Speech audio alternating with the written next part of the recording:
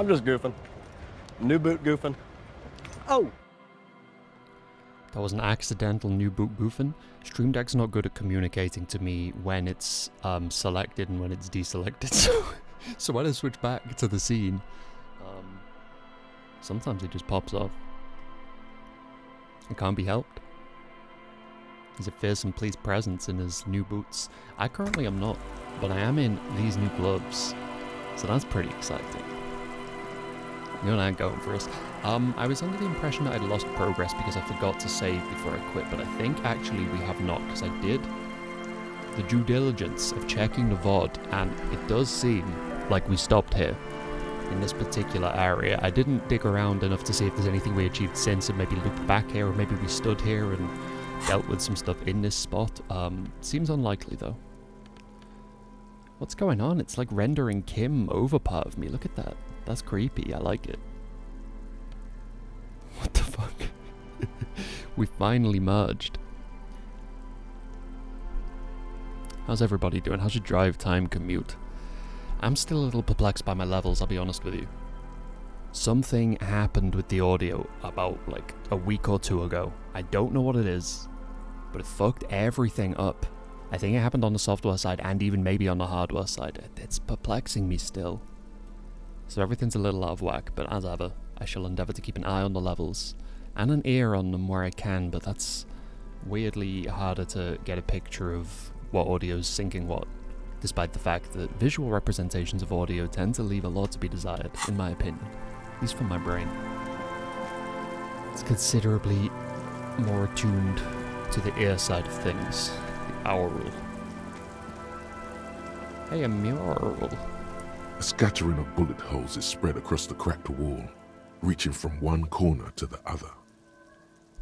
Well, it doesn't look like we're going to be able to visually calculate this. Despite our many bonuses. Bullet holes on the plaza, bullet holes in the backyard, know about the revolution, know about felt electrical. Yet despite all this knowledge, I remain, a little deficient with regards to my visual calculus skills. Logic is at -1 again, so that's fun. Actively illogical. Sadly, I don't think having negative values for things confers like the opposite of what they would do. You don't get like an anti-logic dialogue response as far as I'm aware. Look, Kim, even more bullet holes. Something's definitely gone down here. Correct. The density of the bullet holes is unusual, even in a general average bullet hole frequency in Martinez sense. Grim affairs. Meaning, this is a lot of bullet holes. Looks like fully automatic rifle fire. Something you don't see these days. Why not? The manufacturing and sale of automatic rifles was curtailed after the revolution. The destructive power of such tools proved to be too much. We do need to retain some humanity in this world. Well, I'm not about to try a white check that I very, very likely stand to fail. Let's walk away. So let's take a click. Wow, that's literally what I did, but let's take a quick glance at any possible means of providing ourselves with more visual calculus, such as our neat office shades. You love to see it, despite the fact that I'm slightly less empathetic. No, that's brought me up to 0 logic. I hate that. I'm leaning into the lack of logic. It's a character trait now.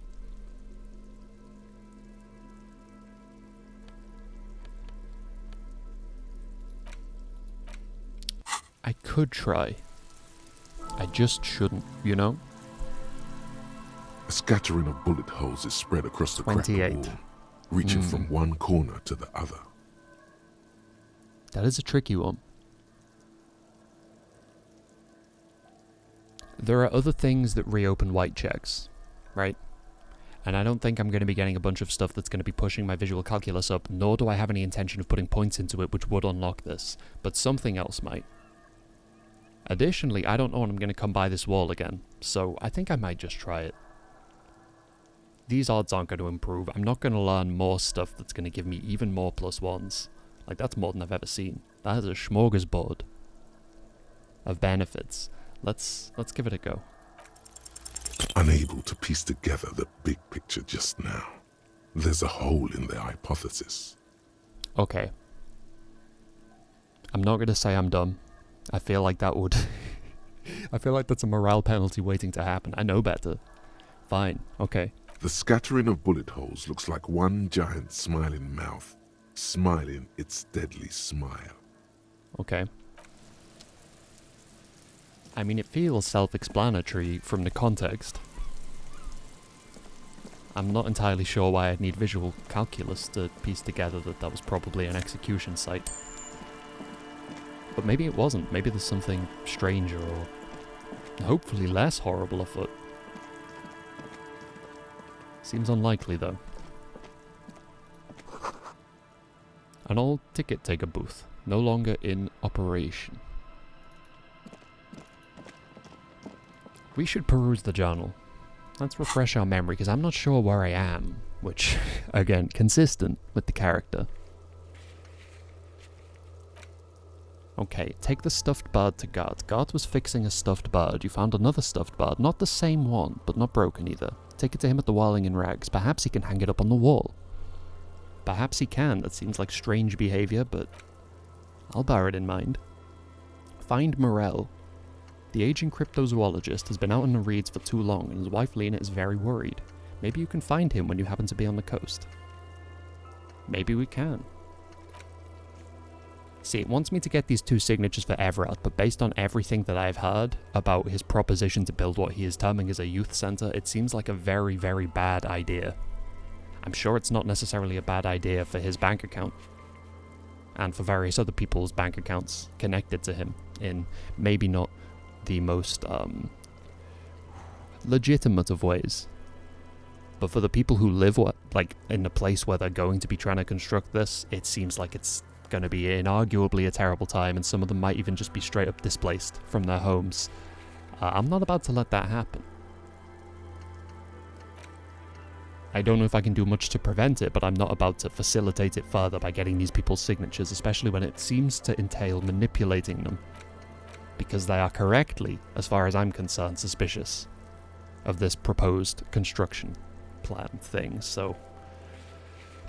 Proving our authority to Titus Hardy with our new boots, which are no longer so new, but still are my new boots and always will be in my heart. Even with those boots, I don't think we have too much of a chance.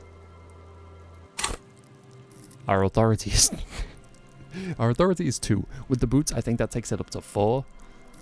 Titus Hardy is like the most blusterous, posturing character that we've encountered thus far, by my estimation. And as a result, I don't think 4 authority is going to swing it. We have got Parolodon, which we could use. And bring it up a little bit farther, I think by 1 or 2? I seem to recall the definition said that it would raise psyche skills by 2. But then when I used it, I thought it only went up 1, so I'll keep an eye on it. People paid money to park here? No one would pay now. Well, yeah, you wouldn't be able to drive off, you'd just go through the holes in the boardwalk. Or decking, or whatever that technically counts as. I wish I could zoom out further. I know it can be done. I'm just trying to remember how. Not that I've completed this game before. I have 2 playthroughs. I always say this, but just for clarity's sake. 2 which are pretty much neck and neck right now. I've barely touched the Switch one at all, really, since I started this PC one. Which means I've run out of things, essentially, that I know about this already.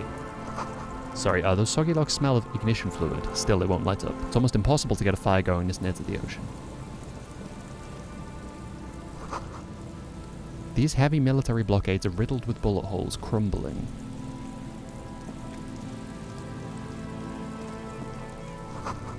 A buoy bobs in the water. The number on it says 11. People are starting to think, waking up. It's talking about me. The coffee's kicking in. It's actually not. but it will do, hopefully. I'm just trying to recover whatever train of thought I was on before I realised I was clicking things and not reading them out. Why did I come over here?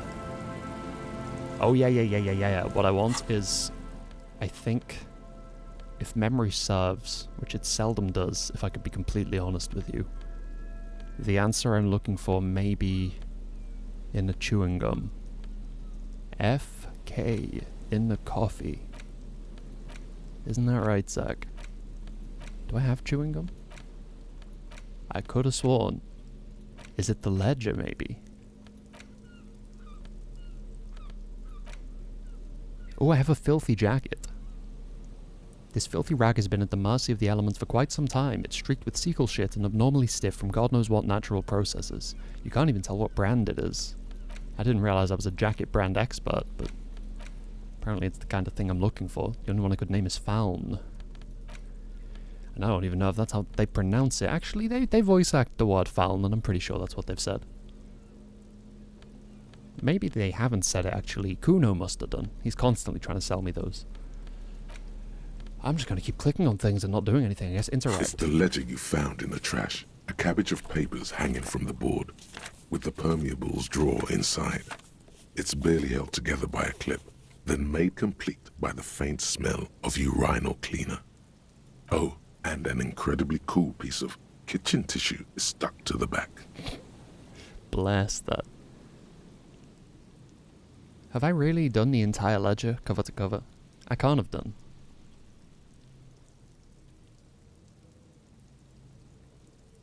Without resistance or sound, the two it's slightly. Yeah. Your hand shakes. You're flushed with adrenaline. I mean, I could read a case file. I know I haven't done all that, but maybe it doesn't come from the ledger. Maybe I don't have the item that I'm thinking of. See, this is where having two playthroughs kind of becomes an issue. But again, in a way that sort of lines up with some kind of ludonarrative euphoria. Because I'm not going to call it acute encephalopathy, but I'm not going to not call it that. But it is a huge come-up that I can say it on the first attempt now, because for some reason, that particular combination of words was just a tongue twister for me. For like 2 weeks straight. 2 weeks during which I attempted to say it maybe thrice, but even still. Had to grind for this view. Yeah, I'm really not seeing what I'm looking for, but I'm convincing myself that I'm looking through it like my ADHD is going. Like reading the words, but not taking them in. But I'm really not seeing it. Is it items, maybe? But these don't have mechanical utility from within the inventory, so I'm pretty sure it's not. Weird. I'm not even sure which of these I've been through. Most of them, I think.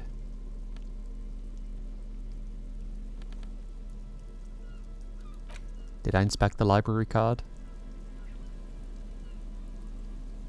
A library card found from a pocket of the dead man on the Martinez boardwalk. Still slightly damp to the touch. Cover bears the stamp of Jamrock Public Library. The library card is folded into two. Looks like we have still examined this. slightly Okay. wet to the touch. The front side reads, Central Jamrock Public Library Card. Okay, Billy Machine. Good stuff.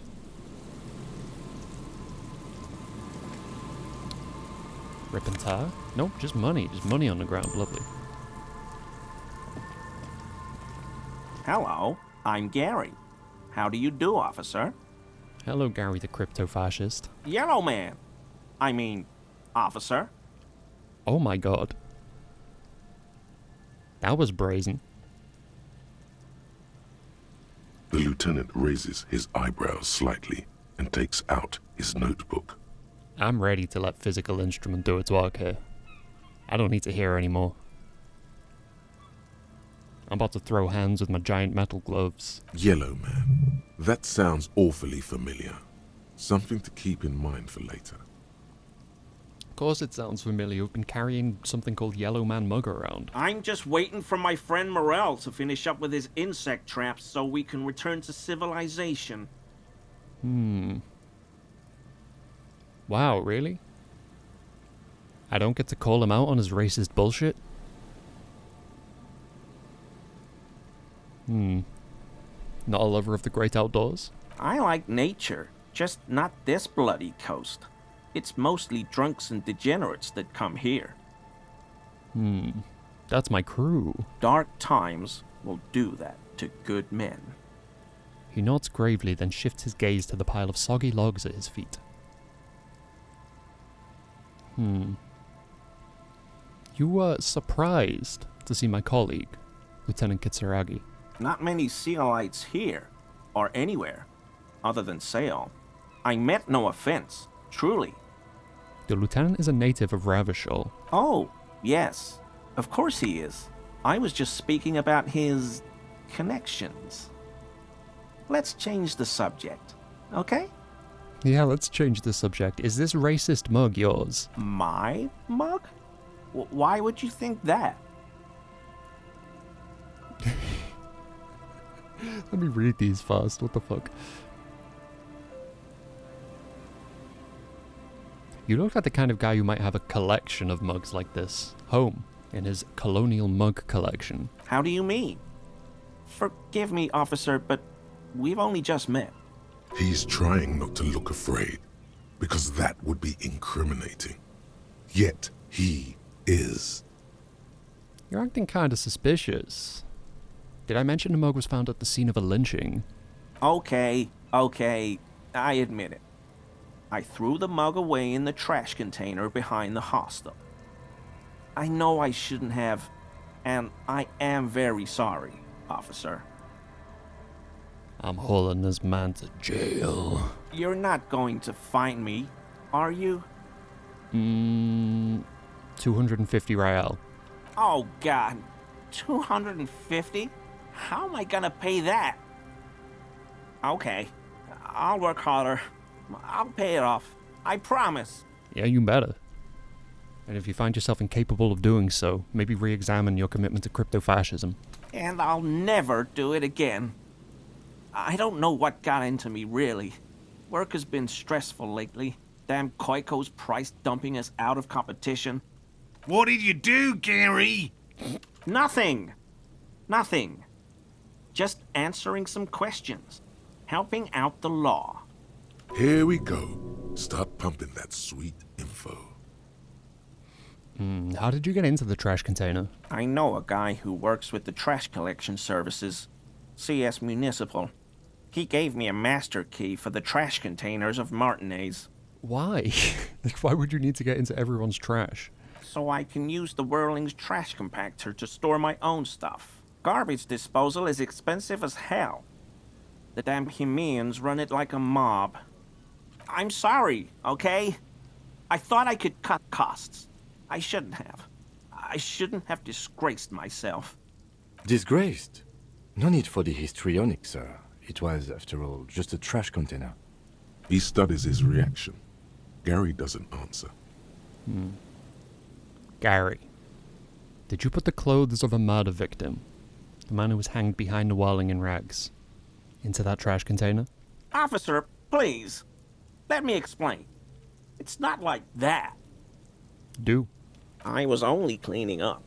I live right across the yard from where he was hanged, and I saw him stripped naked.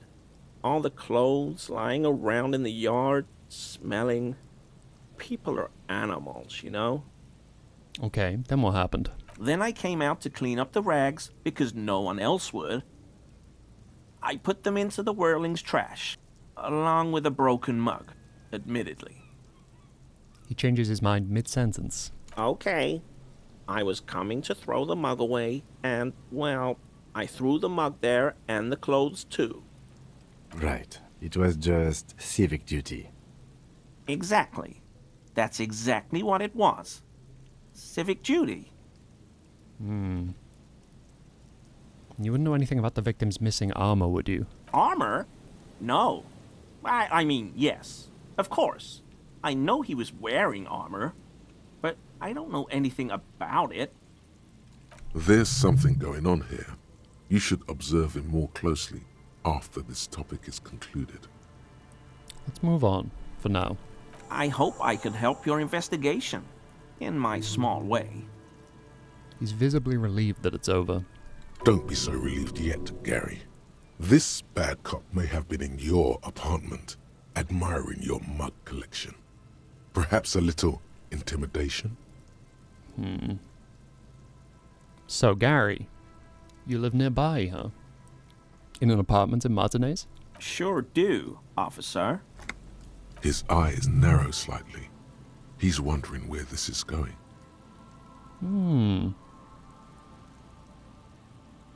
And you're a big Man from Helmdall fan. How?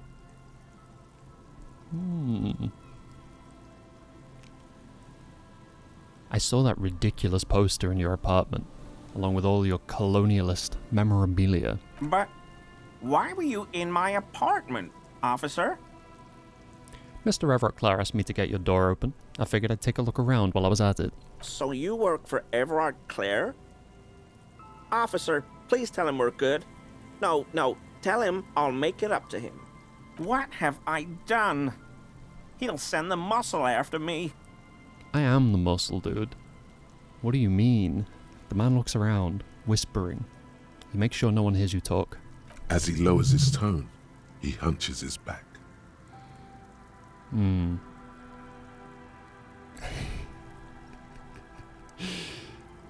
Our discussion on this topic is over, Gary. Of course. I won't do it again. If there's anything I can do to assist you, or the Union, just ask, okay? I'll try to help if I can. Where's my money, Gary? This scared him proper. He's positively melting from fear. Has to prop himself up with a lot of anger to keep it together. The weather vane has turned. He cannot be unturned. He clearly liked his squirming. He may even have changed his mind about the whole door-opening operation. That's a high chance, but we'll loop back around to it. It's a white check. It's not going anywhere. Do you know anything about the man hanged behind a whirling in rags? I told you everything I know, sir. I'm truly sorry for the mug, but I have nothing to do with that. He shifts uncomfortably in his clothes. He's not feeling too comfortable in his own skin. Odd, I'd say. Are you a cryptozoologist too? No. I help Morell with research sometimes, and I've learned some things along the way, but I don't usually go in for picnics like this on my own. There probably is a follow-up to this, but you can't think of any. Doesn't matter. Waste of time anyway. Gotta keep moving. Why is he shifting around like that? See if I can use my composure to analyze his composure. That shirt looks very uncomfortable on him. Look at the buttons, barely keeping that thing together, as if something is ready to rip out from underneath. Oh, something worn underneath? It sounds like he's wearing some kind of armor under his clothes. You can't tell it's there just from looking at him. Probably stolen from the corpse in the yard near where he lives. I see you're a connoisseur of high-quality combat gear. I knew you'd figure it out, officer. I'm sorry I didn't tell you at once. He unbuttons the shirt. I was ashamed of what I did. And I didn't want you to know. You see gleaming white ceramic shine underneath. A thin layer of interlocking plates covers his giant torso. Gaunt torso, it's not giant at all. Gary, what's going on? Later, Morell. I've got apologizing to do. No, you've got explaining to do. Nice. Why did you lie to me, Gary? Because I was weak. I should have told you the moment I saw you. But The hell, Gary? You in trouble? I'll explain later. He doesn't muster up the strength to yell. Why did you really put those clothes in the trash? Everyone was picking those pieces off him, and I was watching them do it. And they'd scattered his clothes all over the yard. Everything was smelling. So I went there to take out the trash and started cleaning up. All those rags on the ground, him swinging up there, and I had a lapse of honor, sir. I thought, He's a foreigner. They all say he wasn't from here. Only the cuirass was left, so I stripped it off him. It was early in the morning. No one saw me. I took it with me. It was a mistake. Had I known it'd give you guys trouble, I wouldn't have... Fuck. It's okay. It was a loose end, and you are tying it up now. I'm so fucking sorry I called you Yellow Man. Sealite officers commanded the suzerain's navy. Most of them sided with the king when... Just give me the armor. He sighs again, hangs his head, and unbuttons his shirt fully. A cuirass that matches the dead man's boots comes into view. Soon it is in your hands, smelling of his sweat. Oh man, he sweat all over my new armor. I hate that. But so light to hold, like a bag of cotton. This is it. This will protect your mortal shell. Don it and live. Hell yeah. Okay. Do you know who killed the hanged man, Gary? I always thought it was the Union, but I sure as hell won't go around saying that anymore. You have my word. I don't know, and I won't be running my mouth on this subject anymore. Are we done here, Gary? Yes, absolutely. I will never do anything like this again. I won't mess with Mr. Clare either. You have my word. Thank you for your cooperation. Where's my money, Gary? I don't think I Always get a the fine pleasure money. to be an officer of the law. I think it goes to the RCM. I mean, officers. Okay. He's still being gently, horribly racist. Probably by partial accident. Let's just not speak to him anymore. Oh, but here it comes, though. Have we got the full set? I'm wearing the gloves. I'm wearing the boots. This vitreous enamel cuirass fits snugly and redistributes kinetic energy across its countless white plates. Amazingly, it fits under your coat. It also makes pretty porcelain sounds when shaken. -1 empathy as a consequence of the mania of invulnerability. Let's fucking do it. Let me see this. Get my coat off. My shirt off! What the fuck?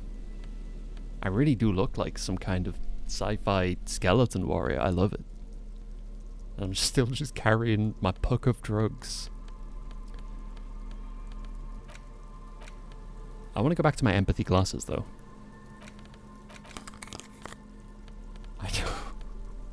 I don't know if I really want to be going around in this much heavy armor right now.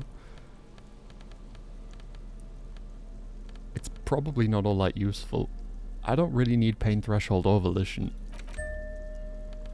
I didn't realize I could just like strip down. Oh, good grief. It's way too cold for this. It's probably actually going to hurt me. Coat on. I don't need perceptive shoes. I got new boots. They stay new forever. It's the most special thing about them. It's not the armor properties afforded by the ceramic material and the very, very delicate design. By delicate, I mean, you know, intricate.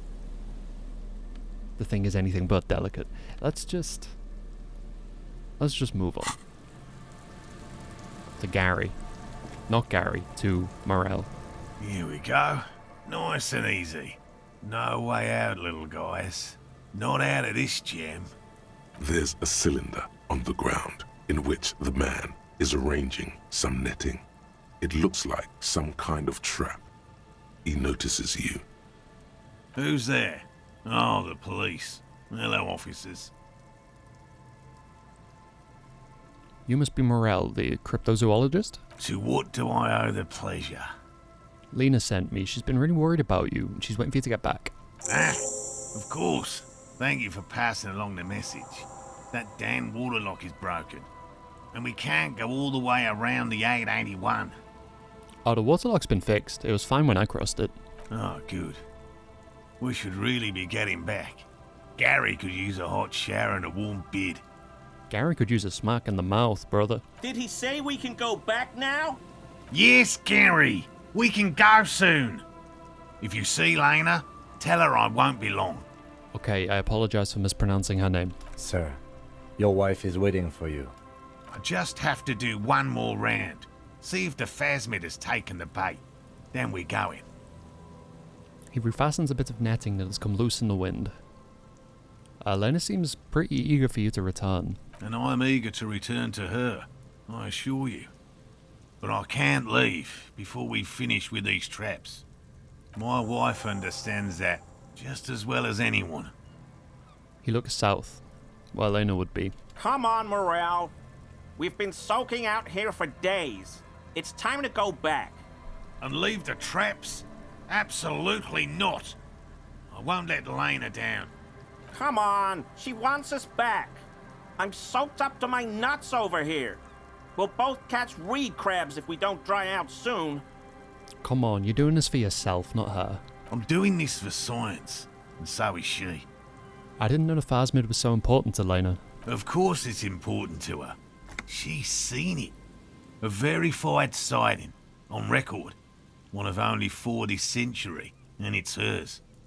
She's seen it. Really? She's sighted the phasmid? She didn't tell me that. Yes, that's how we first came to know one another, in fact. But that's her story to tell, not mine. Suffice to say, it's long been our dream to find proof of the Insulindian phasmid together. I can't abandon course now. Another cough into his fist this time. His spirit may be willing, but his body might be too old to endure the rigors of the coast. Maybe you can go back to the wilding and warm up and then come back to traps later? No. The traps need to be monitored on a regular schedule. What would we do if the phasmid were to starve while we were sipping tea at the hostel? He's dead set on this. I could go for some trap setting. Interfacing. Getting bored. Idle hands.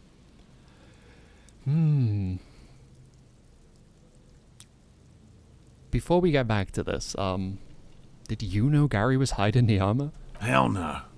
I had no idea. And I'm still cross with him, to be honest. It's not like him. He's got his quirks, but dishonesty, disloyalty are not one of them. There's 2. Thanks. The man mutters in the distance. He doesn't dare say more. Tell me more about these traps. Well, they may not look impressive, but Lena designed them quite cleverly, so I'm sure they'll do the trick. Oh, Lena designed these? Yes. Neat. How do they work? Simple. Attracted by the locusts, the phasmid crawls down the funnel and, having eaten its fill, can't get back out. At least, that's the intention. The net isn't a perfect solution, but we didn't want to use anything that might damage the specimen's delicate exoskeleton. So what are you using as bait? Locusts. I already knew that. Nearly all known phasmids are herbivores, of course. But we've hypothesized that the Insulindian phasmid might occasionally prey on other insects. Inside the traps, a number of locusts crawl and tumble over one another in a tiny, chittering swarm. What are you going to do if these traps don't work, though? They'll work, I assure you. The predatory hypothesis, using locusts as bait, accounts for the failure of previous efforts by other teams, which use plants. We have given this some thought. The traps do seem to be deftly and thoughtfully constructed. It's clear the cryptozoologist's wife knows what she's doing. Let me ask you about something else. Yes. What? Tell me about the phasmid. Well, first of all, it's damn difficult to find, which is why we've been knee-deep in the reeds laying traps for it. Why are you so interested in this stick bug? Oh, we've been stick bugged. Aren't there more sensational animals out there? Typical rookie assumption. Insects are much more sophisticated creatures than those unversed in zoology give them credit for. True enough. Even simply catching a glimpse of the Insulindian phasmid would be the apex of of any cryptozoologist's career. But to study it and its defenses, find out how it stayed hidden so long. He shakes his head. Would be glory itself. What makes it so difficult to find? Good question. Being a phasmid of the order Phantasmodea, a ghost insect, it disguises itself as plant matter. In this case, the reeds. Awful lot of reeds around, aren't there? And I suspect it may have also developed other specialised techniques to protect itself from predators, or scientists in our present case. Specialized techniques like what? It's my hypothesis that it has evolved certain electrochemical defences that allow it to interfere with animal perception, impeding pattern recognition, confusing the visual cortex. Ah, electrochemistry. A cryptid after my own heart. But I cannot describe how these defences work, much less how they evolved, without studying a live specimen. How big is it meant to be? I'm expecting it to be quite giant. One known species of phasmid, called the Megaphasmodea zoensis, is about the size of a grown man's forearm. So, He leaves the conclusion up to you. Seems puny, to be honest. What have you discovered about it so far, then? very little, I'm sorry to say. No one's ever captured a specimen, so all our information is based on first and third-hand accounts. So no one's ever found one? Not yet. That's what makes it a cryptid. Just out of curiosity, if there's no proof of its existence, how do you know it's real? I know it's real. He says this brusquely enough that even he seems taken aback by it. By which I mean, I've heard enough first-hand accounts to believe quite firmly that the Insulindian phasmid is more than mere superstition. Lena said there may have been a sighting of it here in Martinez. Yes, the most recent sighting was by a couple of teenagers along the coast here. That's what brought us to Martinez specifically. It's the first credible sighting in several decades. Admittedly, it's an unusual location for this species, but with all the sewage runoff upstream, it probably doesn't matter much anymore. Maybe the Insulindian phasmid has died out? I have to resist the thought. Such an extraordinary creature is doubtlessly highly resilient. After all, it's generally thought to be capable of parthenogenesis. Parthenogenesis? Yes, the females don't need males to reproduce. Makes it easier for a species to survive in adverse conditions. I just fucking love this. Arouses no special feelings in me. That's pretty clever. Yes, the Insulindian phasmid is a very clever insect. That's why it's so damn difficult to catch. But as a scientist, I'll try my best to remain dispassionate. So how did you become a cryptozoologist? I've just always liked animals and puzzles. Searching for cryptids is a bit of both. So you're living out your childhood dream here? It's not child's play, just because I have to traipse through the mud every so often. Have you ever discovered a cryptid? No. Very few cryptids are ever discovered, and not for a lack of trying. To stay hidden is a cryptid's primary quality. It's even in the name, cryptid. So, how many cryptids have been found? Of the list of cryptids kept by the Cryptozoological Society of Chemney, which is 4,082 items long, about 2,000 have been confirmed as hoaxes. 2 are categorised as confirmed discoveries. The rest are in differing stages of discovery, refutation, and data collection.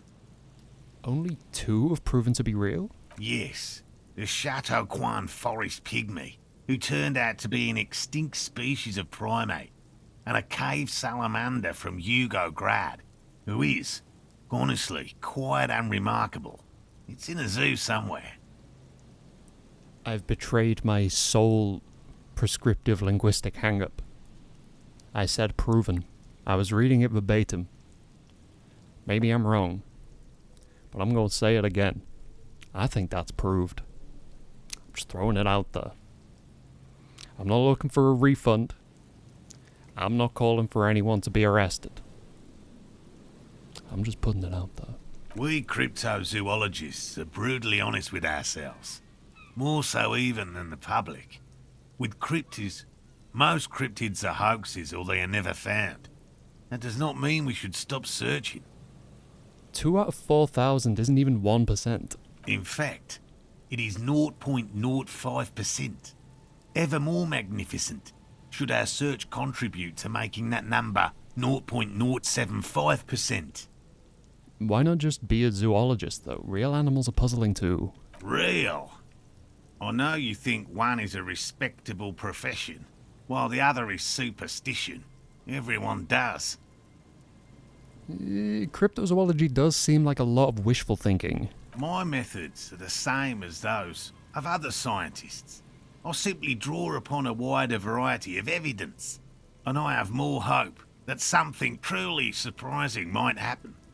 Your nerve endings tell you there is no such thing as a positive surprise. Life's surprises are mostly miserable. Agreed. Yet there is always a chance, albeit a small one, of a truly good surprise. One simply needs to look at the history of science. Serendipities abound. And has anything truly surprising ever happened to you? No, as I said, I have yet to catch a cryptid. Although I have come close. Close enough to keep trying. Interesting. Something for later, this close call. Damn, reaction speed's humming like I was. I'm still perplexed by my audio levels. I've been watching them this whole time. Now I'm getting less on the mic, even though I'm raising my voice more, but nothing has changed. I'm losing my mind up in here. Hang on. I'm gonna have to take a BRB soon anyway. So, I guess I'll check what it sounds like then, but it's just, I don't know how it's different every time. It's absolutely perplexing, and to be honest, a little disheartening. What kinds of evidence do you use? Everything from forgotten regional lore to newspaper accounts, like the one that brought us here, to look for the phasmid. I keep a very open mind. Well, thanks for explaining that. Can we talk about something else? Yes? What if we check the traps for you? I didn't expect you to take such an interest in our work here, officer. He looks at you with obvious surprise. Chaos is my method. I am its scion. Well, be that as it may. Rigorous I self-critique really just appreciate dropped. the help. What do I do if there's a phasmid in one of these traps? Bring it to me at once. Just make sure the trap is closed tight. What if I encounter it in the wild outside of the traps? That's highly unlikely, officer. But in the event you do, I'll spray you with a pheromone mixture I developed. Okay. Did you hear that? Pheromones. You were right about the teenagers. So it really was the phasmid that made the teenagers make out. Oh, I doubt there is any connection there. Anyway, these pheromones will attract the insect to you, or at least prevent it from bolting at the sight of you. It's quite potent. Should last you about a week. Lay it on me thick. He douses you with the odd-smelling spray, a double helping as you present your other armpit, and then gives you a satisfied nod. This is the smell of dying reeds, of longing crumbling into the water. Oh great, now I smell of longing crumbling. That's going to help with all of my social interactions during this investigation. People are going to love that. Everyone's going to want to be honest with the guy who smells of longing crumbling. I hope you're not buying this. He dispenses it without letting you touch the canister, so it would be precious like holy water. It is precious. A single dose cost me 50 real to develop. Not that I expect you to understand self-financing one's own research. He looks at the lieutenant with disdain, then puts the spray back in his pocket. Where are these traps? There are 4 in total. One is to the south, on this little peninsula, by the boathouses there. It's very near. Another we set in Land's End, to the northeast. It's behind a small sand dune there, on your way to the old radio tower, after the church. The third is set near the canal, where you crossed, by a concrete slab. A big thicket of reeds going up the slope, and among them... He gestures to the trap in front of him. You should check at least one of those before returning to this one, since I just said it. This one's more of a technicality, but still, better safe and stupid than sorry. That seems like a lot. Do we really have time for this extracurricular venture? What? Aren't you having fun? Even relative to examining a week-old corpse, I'm not sure mucking about in the reeds qualifies as fun. But have it your way, detective. I'm ready. Let's get to it. Right. Which means you two can pack up and go back to the whirling. Finally, someone's talking sense. Thank you for your help. Gary and I will start breaking down camp. If you have any more questions, now's the time to ask. We'll be gone once you get to it. Honestly, I don't think I have time to humor this man, talking about specific cryptids. I've been stood out here since, like, what, 10:30? It's getting on 11:30 now. I'll get going. Oh, rigorous self-critique, though. This is probably pretty brutal. We'll see. Rigorous self-critique. Here it is. Hard facts from the man you are. You once jerked off in the locker room and were caught. You held a young woman by the arm and kept her in your apartment for 20 minutes against her will. That's right. These are not flights of fancy. These are real deeds, Harry, emerging from the darkness of your past. You tried shooting a fleeing suspect in the foot, but hit him in the pelvis, crippling him for life. And, above all, you let life defeat you. All the gifts your parents gave you, all the love and patience of your friends, you drowned in a neurotoxin. You let misery win, and it will keep on winning till you die, or overcome it. Jesus. Okay. That's pretty heavy. Does this even have a bonus? Int and Psi red check failures heal 1 morale. Fears and not red check failures heal 1 health. Learning cap for pain threshold raised to 6. I don't know how helpful that's going to be in the grand scheme of things, but that's huge character knowledge. And kind of just harrowing besides. Bringing of the law. Lawjaw. What was the first bit of text for this? What was the problem? You're one sorry piece of shit. A cop penitent. A flagellant cop monk. This is not the right line of work for you. You should be groveling at the feet of a feudal lord, providing lurid evidence against yourself at a Mazovian show trial. Or ripping the flesh from your back with a cat o' nine tails. Whatever made you this way, you can be damn sure it was your own fault. Do it. Really criticize yourself. Who knows? You might uncover something of importance from your guilt-ridden past. Well, we did. Maybe not the easiest knowledge to live with. And maybe not the most useful of mechanical bonuses within the game world itself, but there was learning afoot. There's a trap in the reeds at your feet. Looks like the same one you saw Morel set before. Same mesh, same wiring. Behind you, the ruins of a residential building loom over the reeds. They whisper amongst themselves, confidentially. Snowflakes cling to their shivering stems. When this district was booming, the reeds were kept at bay. Nothing obscured the freshly painted facades. Nowhere for drunks and adventurous teenagers to hide. Now only the wind blows. I'm gonna reach for the trap.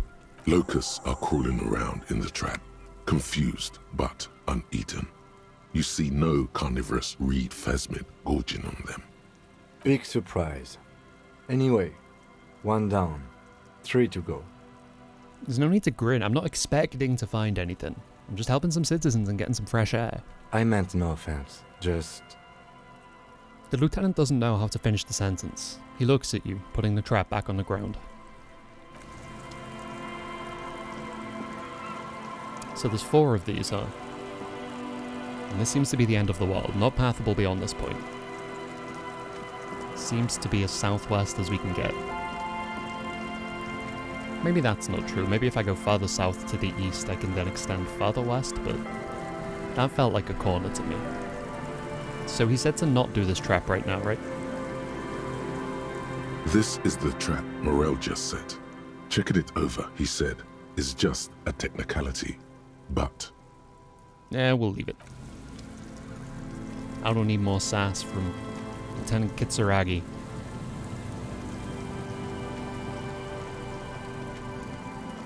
Still don't understand where my chewing gum wrapper is. I need it. Is it maybe in the trash at the Whirling? That doesn't make sense though. I thought it was with my ledger. Deeply confused. A dead phone, a smashed receiver, like someone hung up too hard. You can imagine why. Calls become terrible sometimes.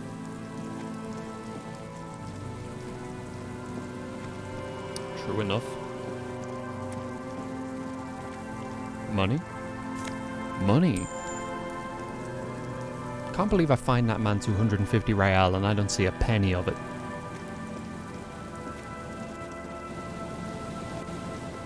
I wouldn't have done it if I wasn't going to profit from it. I mean, I would have done, but... maybe I would have gone with 100, you know. I think we examined everything we needed to over here. I'm just going to take another quick look at the guy. a man lies on the boardwalk, his limbs bent and neck turned at an unnatural angle. True enough. Okay, well, everything was grayed out there, so... everything's for sale. 5 passports. Never going to jail. I don't think that's how that works, but... I didn't write it. So... inspect the traps. So there's one near the canal, there's the one... I am supposed to check the one he just set up. Why, though?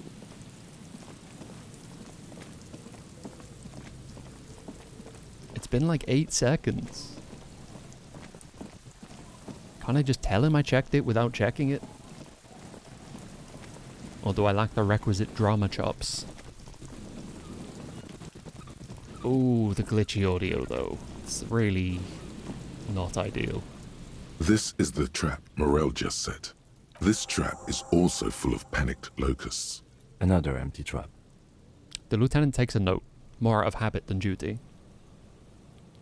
How are you enjoying the cardio, Lieutenant? I'm quite enjoying it myself. Always up for a good jog. Otherwise, would I still be on this case with you? I don't think you have a choice. He smiles and raises his collar. It's windy. So, I still don't know how fast travel works. I've managed to do it successfully once. On the Switch. But every attempt I've made since, it's not even been available or it's not working. I cannot tell what it is that allows it to function. I don't know if I need to be in a specific place for it to work or how it works, but... yeah, I definitely can't fast travel. I don't know how I've completely missed the ins and outs of this mechanic, because I'm certain that it went to some effort to explain it in text. Albeit briefly. Another phone. God, I get so lost around here. Especially so zoomed in. Okay, how do you path to there? You go past here?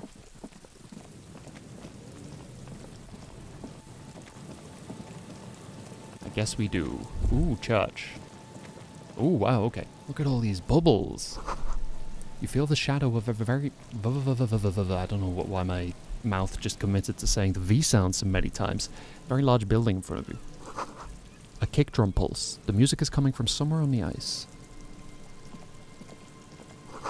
The sign reads St. Brune 1147. Dusty pews in the shadows. Many seem to be missing.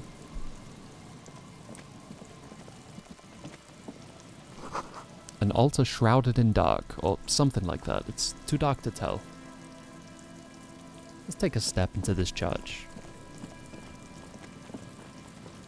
Heavy wooden doors, more than twice your height, stand shut in front of you. The rectangular sea-worn ornamentation appears in stark contrast to the padlock, carelessly drilled into the wood. Let's check the carpentry out. The carving on the door is block-like and angular, like the church itself. 2 large beams shoot downwards, sinking into the wood before they reach the threshold. Run my hand over one of the beams. The surface is smooth from the wind, but moist to the touch. What about this padlock? This cheap-looking padlock is sturdily built. It shackles together a hasp and a staple screwed into the wooden door. The lock is adorned with a yellow sticker. It'll be easier to break the staple than the lock. Also, that sticker is interesting, somehow. We'll get to the sticker. Let me look at the staple. The padlock passes through a staple that's been hastily attached to the wood. Closer inspection reveals that one of the screws is not a screw at all, but a nail. The work has been done recently and is unprofessional, to say the least. And the sticker? You see a yellow circle with 2 X's and a big curve below them that looks like a mouth. You're pretty sure you haven't seen it before, but what the symbol depicts is clear enough. A smiling dead guy. The curve makes it smile, and the X's make it dead. Have you seen this symbol before? He takes off his glasses and uses a blue handkerchief to thoroughly wipe them clean before inspecting the sticker. Then he looks up, pauses, and replies. No. What does it look like to you? Looks like a dead man smiling. Suggests junior delinquency. What is suggestive of junior delinquency here? I haven't seen that sticker before, and I'm not a youth. It's quite the logical train there. I thought I was the only one with -1 logic. Ooh, God, I'm so good at peeling stickers. Tried to peel a sticker off without ripping it. There's nothing like the sound of a sticker unpeeling. Now it's stuck to your thumb. Beautiful. Let's put it on the cover of the ledger. Voila. Looks very modern. Lovely stuff. Rattle the doors to see if they open. Nothing happens. Only the sound of the padlock rattling against the door. Bolt cutters? I don't think that's going to work. High above, the wind wraps the church in its rush, cold and wet from the ocean bay. It parts around the massive keel-shaped roof, like a test tunnel washing both sides, the way it has done for 340 years. The wind keeps its distance. So should you. What is this feeling? There is a hole in my heart. The lieutenant looks at the padlock. He didn't hear you asking. You were quiet enough. If you really think we should get in there, we need to find some other way. Should we start with the kick drum that's coming from the ice? Yes, the pulsing bass. An indication of junior delinquency. It's going off. I'm still going to attempt to do the bolt cutters. I just don't expect it to work. I'm already holding them, never mind. I guess we just can't do church yet. But there's money. I didn't see the money last time. Get up there. I'm not about to leave money there. Come on.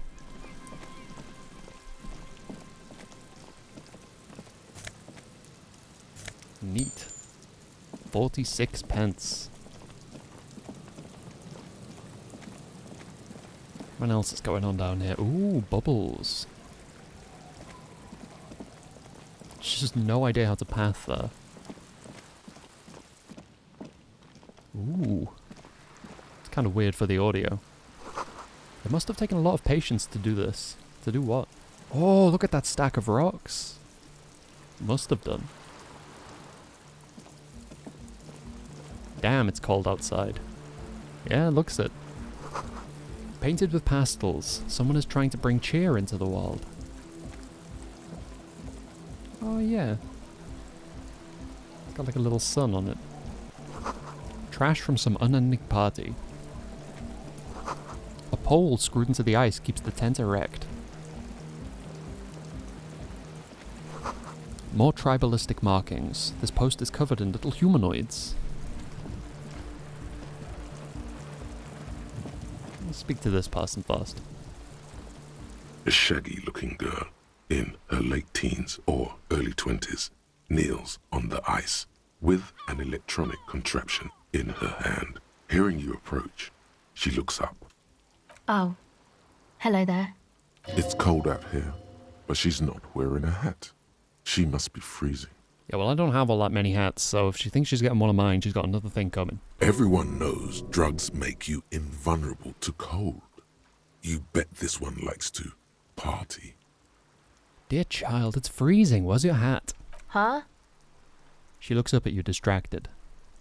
I said you should have a hat on. So should you. I do. Don't I? You don't have to do anything. Am I not wearing a hat? I could have sworn I've been wearing a hat this entire time. I don't have to do anything. I am the law. You have to do what the law says. Oh, I can point to my hat. But I'm gonna say I'm the law. Real cool.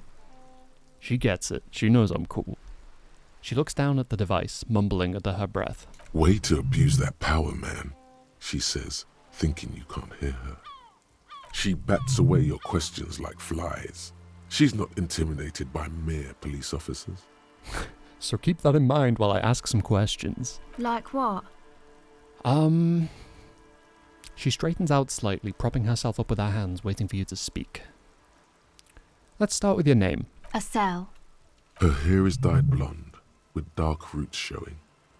There's a coarseness to her features, some masculinity below that timidness.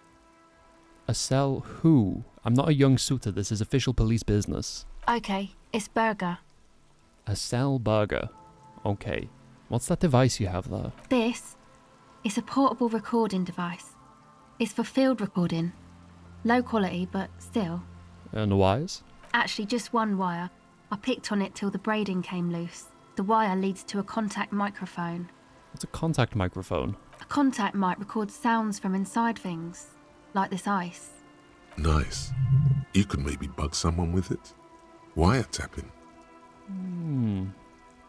Where did you get the mic from? Same place I got the recorder from, the Elysium. Oh man, you haven't been to the Elysium? I've not. It's the coolest place in this whole drug-addled shithole. It's a music club and a synthesizer workshop on Boogie Street in Jamrock. Musicians live there, like real musicians. I once saw Arno van Eyck. Sounds interesting. Who is this Arno guy? Oh yeah, guess you wouldn't know Van Eyck. Or really be a Elysium going kind of person. I get down. I don't know what that means. I grind. I don't know what that means either. Nor do I, but I have concrete evidence that I rock, in the form of a wrecked tape player in a completely trashed hostel room. That's cool. She breathes on her fingers. Looks like she doesn't know what to say. You're right. Time has deserted me. Sucks, man. Was Why there did I something pick that? else? Why did I About pick the that? contact mic, perhaps? How does it work? The mic? I don't exactly know. Somehow it doesn't pick up vibrations from the air. The book said it only picks up structure-born sound, if you like technobabble. Structure-born sound. Huh. I have some non-microphone related questions too. Okay. What are you doing out here in the cold anyway? Recording, I guess. What are you recording exactly? I think I'm recording cracks in the ice, but there's no way to tell. Not without headphones. I think I just recorded your footsteps too. Not sure how that will sound. Wait, what happened to the headphones? My boyfriend sold them. What for? I don't know, man. Things. Just stuff you need for life. Everything checks out, sire. Medium failure. Oops. And what are these recordings for? The cracks, the footsteps? The musicians in the Elysium used them for making music. They looped the stuff, cutting the tapes together. They make music out of cracks in the ice and keys jangling. Crazy sounds like that. It's hard to explain. I was gonna do that today instead of playing this. I was like, maybe I'll just stream making, some kind of piece of music, but only by sampling little bits with this microphone. And just seeing what happens. It's neat that they're talking about it, but it's making me feel bad that I didn't do it. Anyway, I thought I'd make some too. It's supposed to be, like, a music place anyway. She rubs her shoulders and looks around. The girl is cold all of a sudden. Very cold. I don't really know what I'm doing. They use synthesizers too. I don't have a synthesizer. She is on some kind of stimulant, amphetamine or methadone, and its effects are wearing off fast. She will begin to experience more and more valleys now, and fewer peaks. Take this, you're cold. The lieutenant begins to take off his jacket. No, man, fuck that, I'm cool. I'm sorry I said that. I'm sorry about the fuck. It's okay. The lieutenant backs up. He throws you a glance. Take the hat. You need it more than I do. Thanks. She puts it on. It's a bit large for her. You said it's supposed to be a music place. What is? That? The boys think it could be a place, like the Palaceum or something. Stupid. It's really not going to be a Palaceum, that's for sure. The boys? Yeah. Andre and the guys, they're inside, in the tent. Are we sure she's not talking about me? I'm Du Bois. Oh, it says name unknown. I'm Du Bois. I had some other questions. Go ahead. Tell me more about this music place you've been planning in the church. It's supposed to become, like, a club for anodic dance music, like that new style of synthesizer stuff they play at the Palaceum. Except that, yeah. She looks at the old wooden church up on the poles. As a mean wind comes bellowing in, the 6-story structure lets out a doleful shriek.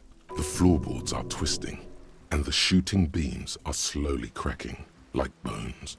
Far east of the Golden Delta, beyond the industrial port, there is a black patch of unlit coast with the smallest creatures on the ice. There will never be a club for anodic music here. Not in a million years. What is anodic dance music? You know, anodic, cathodic, music that's made with electronic instruments. Like what? Synthesizers and tape consoles. Microcomputers too. Anything that uses electricity, but isn't guitars.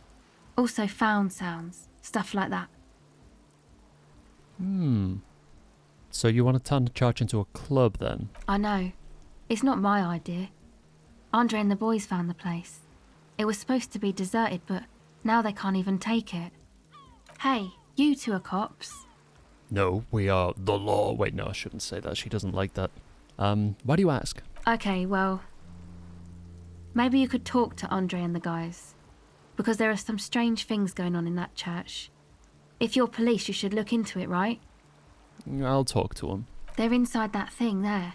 Would be cool if you did. Was there something else? Yeah, did you put the padlock on the church door? No. No? Not really, no. So this isn't your sticker? It's Noid's. Is Noid a friend of yours? Yeah, I guess you could say that. Why did this Noid person put a padlock on the church door? To keep more weirdos from getting in. Fucking Martinez. I'm sorry. It's got the worst weirdos. If you get around to it, ask Andre about them, he'll tell ya. Should you? Weirdos. Sounds bad somehow. Okay, enough about the church then. I had another question. Go ahead. You seem surprisingly comfortable with all these questions. Why is that? Well, it's just questioning, right? You're just questioning me. It's what cops do. Have you been questioned before? Once or twice, yeah. I'm sorry I haven't had the Revershaw experience they get east of the river. What's east of the river? Rich people. Rich people are east of the river. Look awestruck.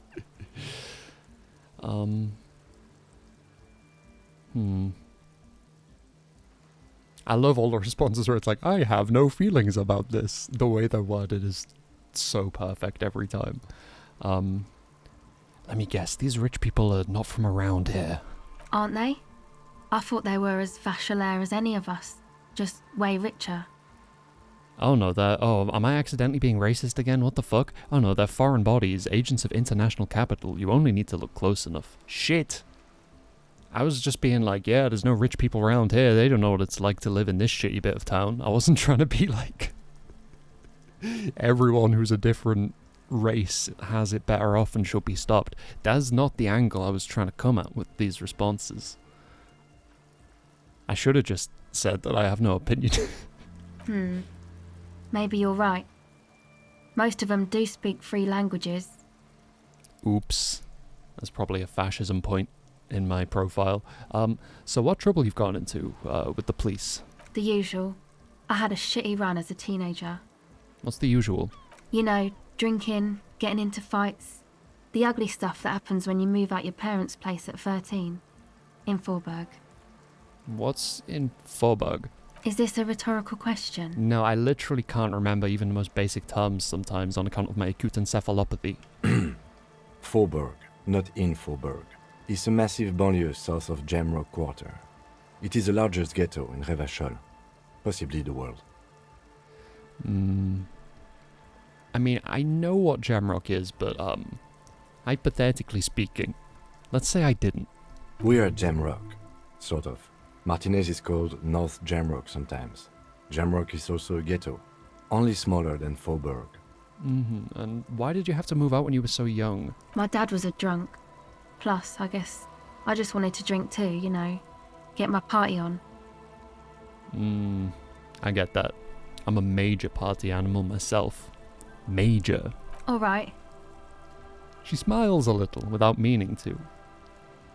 Oh, Jesus. I gave her a hat, but I'm not very empathetic at my core, so that's not going to go well. It's at least a white check, but we can probably do better. So that's it for now.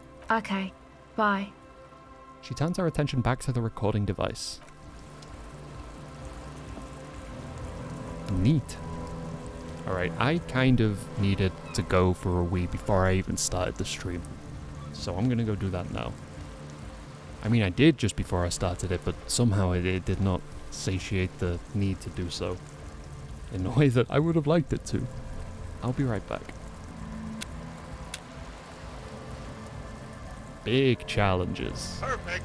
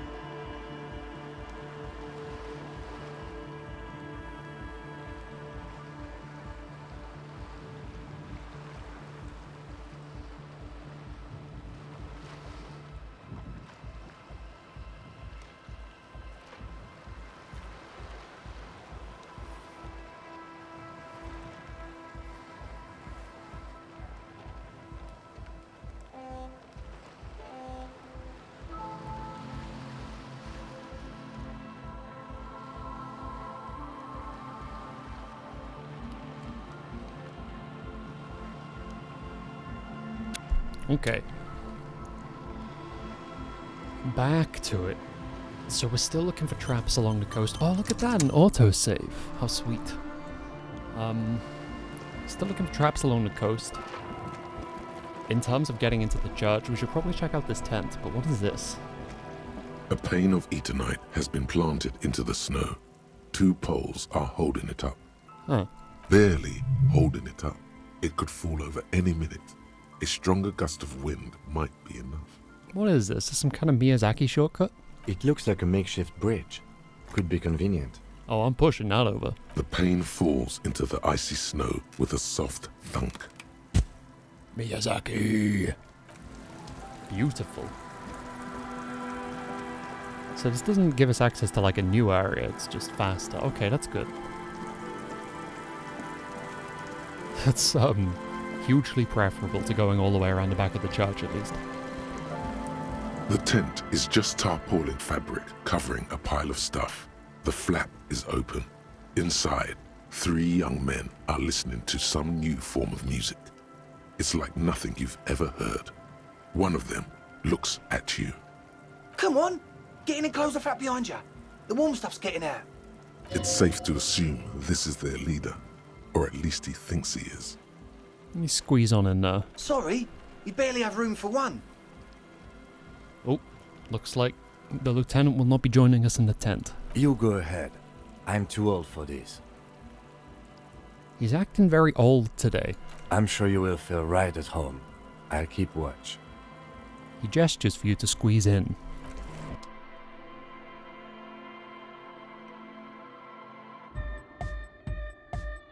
Oh shit.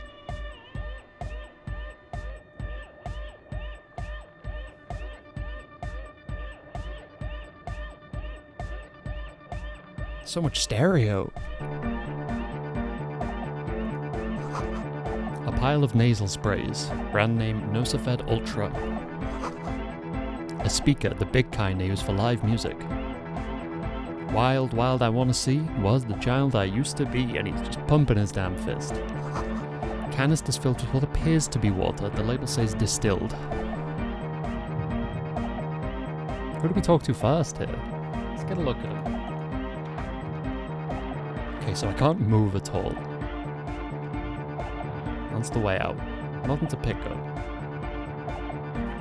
Start with the one who gestured me in, I guess. You see a youngish man bleaching the tips of his hair with a toothbrush. He puts the toothbrush down and extends his hand in greeting.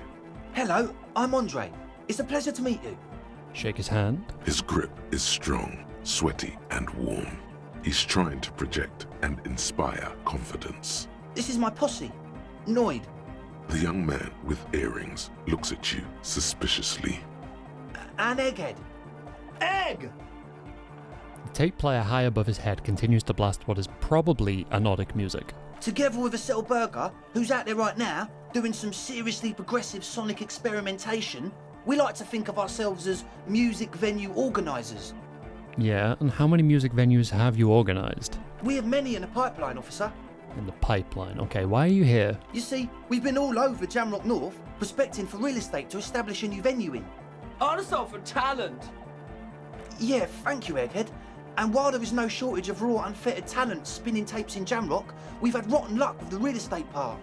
Place is a shithole. I apologise for my friend Noid's potty mouth. I realise this is not how you speak to a police officer. He has authority issues.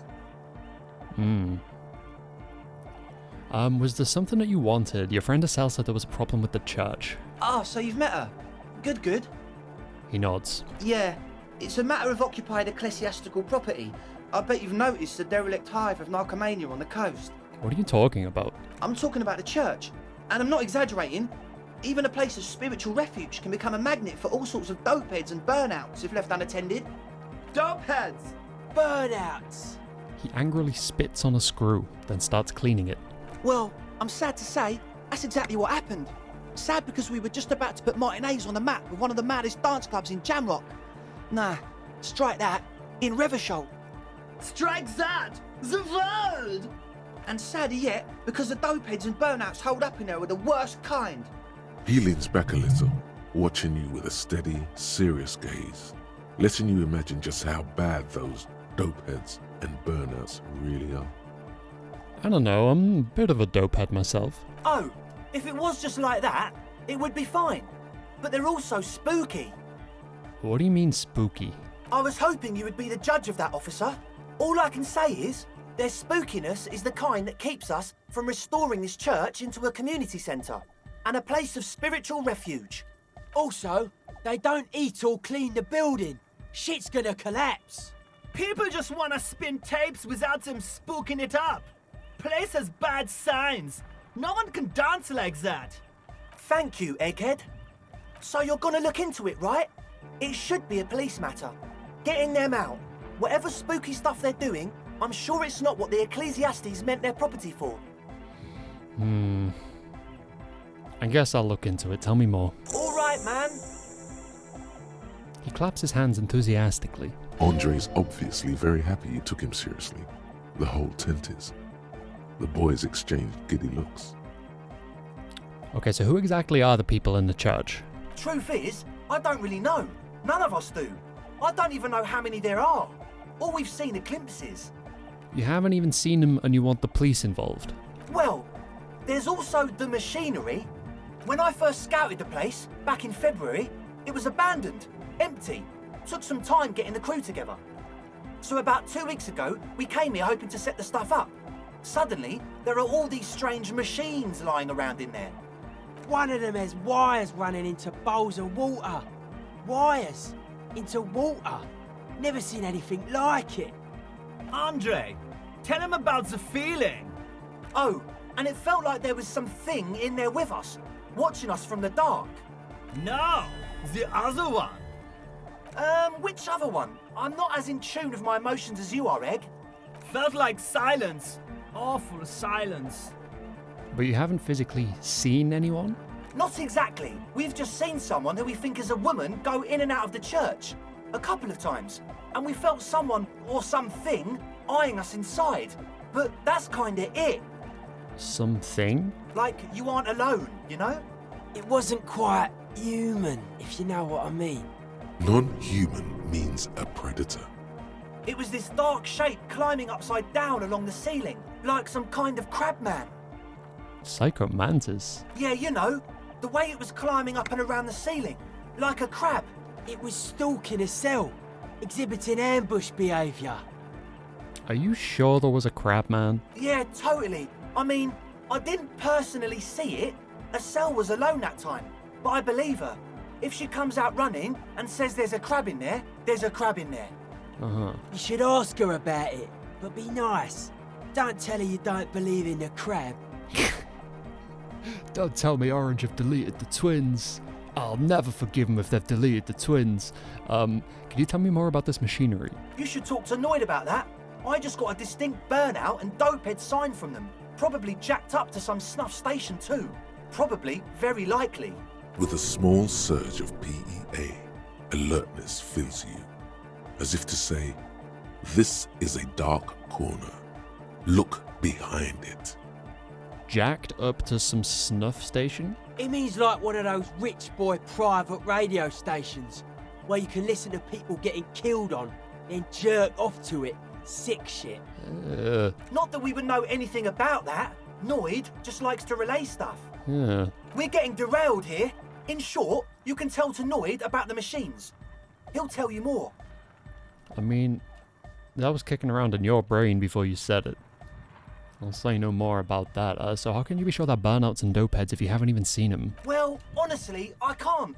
But I am. Why not? Let's go with that. Fuck. I don't see a single thing wrong with that argument. I'm 70% sure they're substance users. Don't let the technology fool you. He makes little quotation marks with his fingers when he says technology. Alright, let's talk about something else. Sure. What? You mentioned some kind of Ecclesiastes owned the church. Who are these Ecclesiastes? Oh yeah, that's a Meteor name for the founding party. Thought it'd be cool to use it. Meteorin? You know, of Meteo. Concerning Meteo. Metal Gear? Meteo, a country, on Muindi. On the Muindi Isla. Ah, the founding party. I do know them, but could you refresh my memory?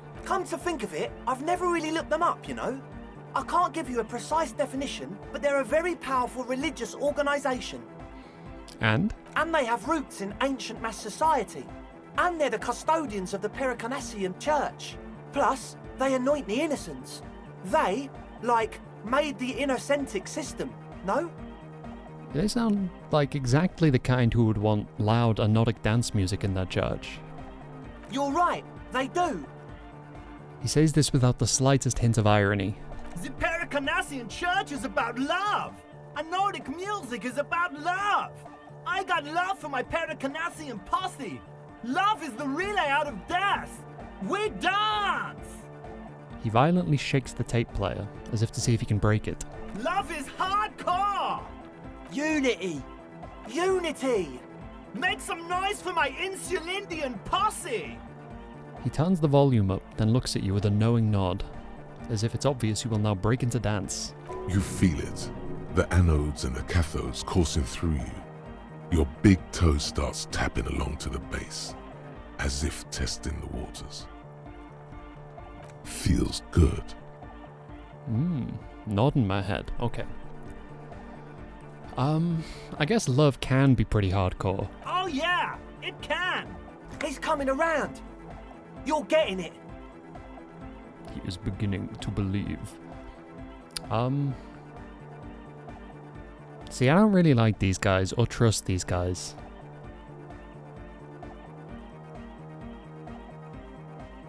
But I sided against them.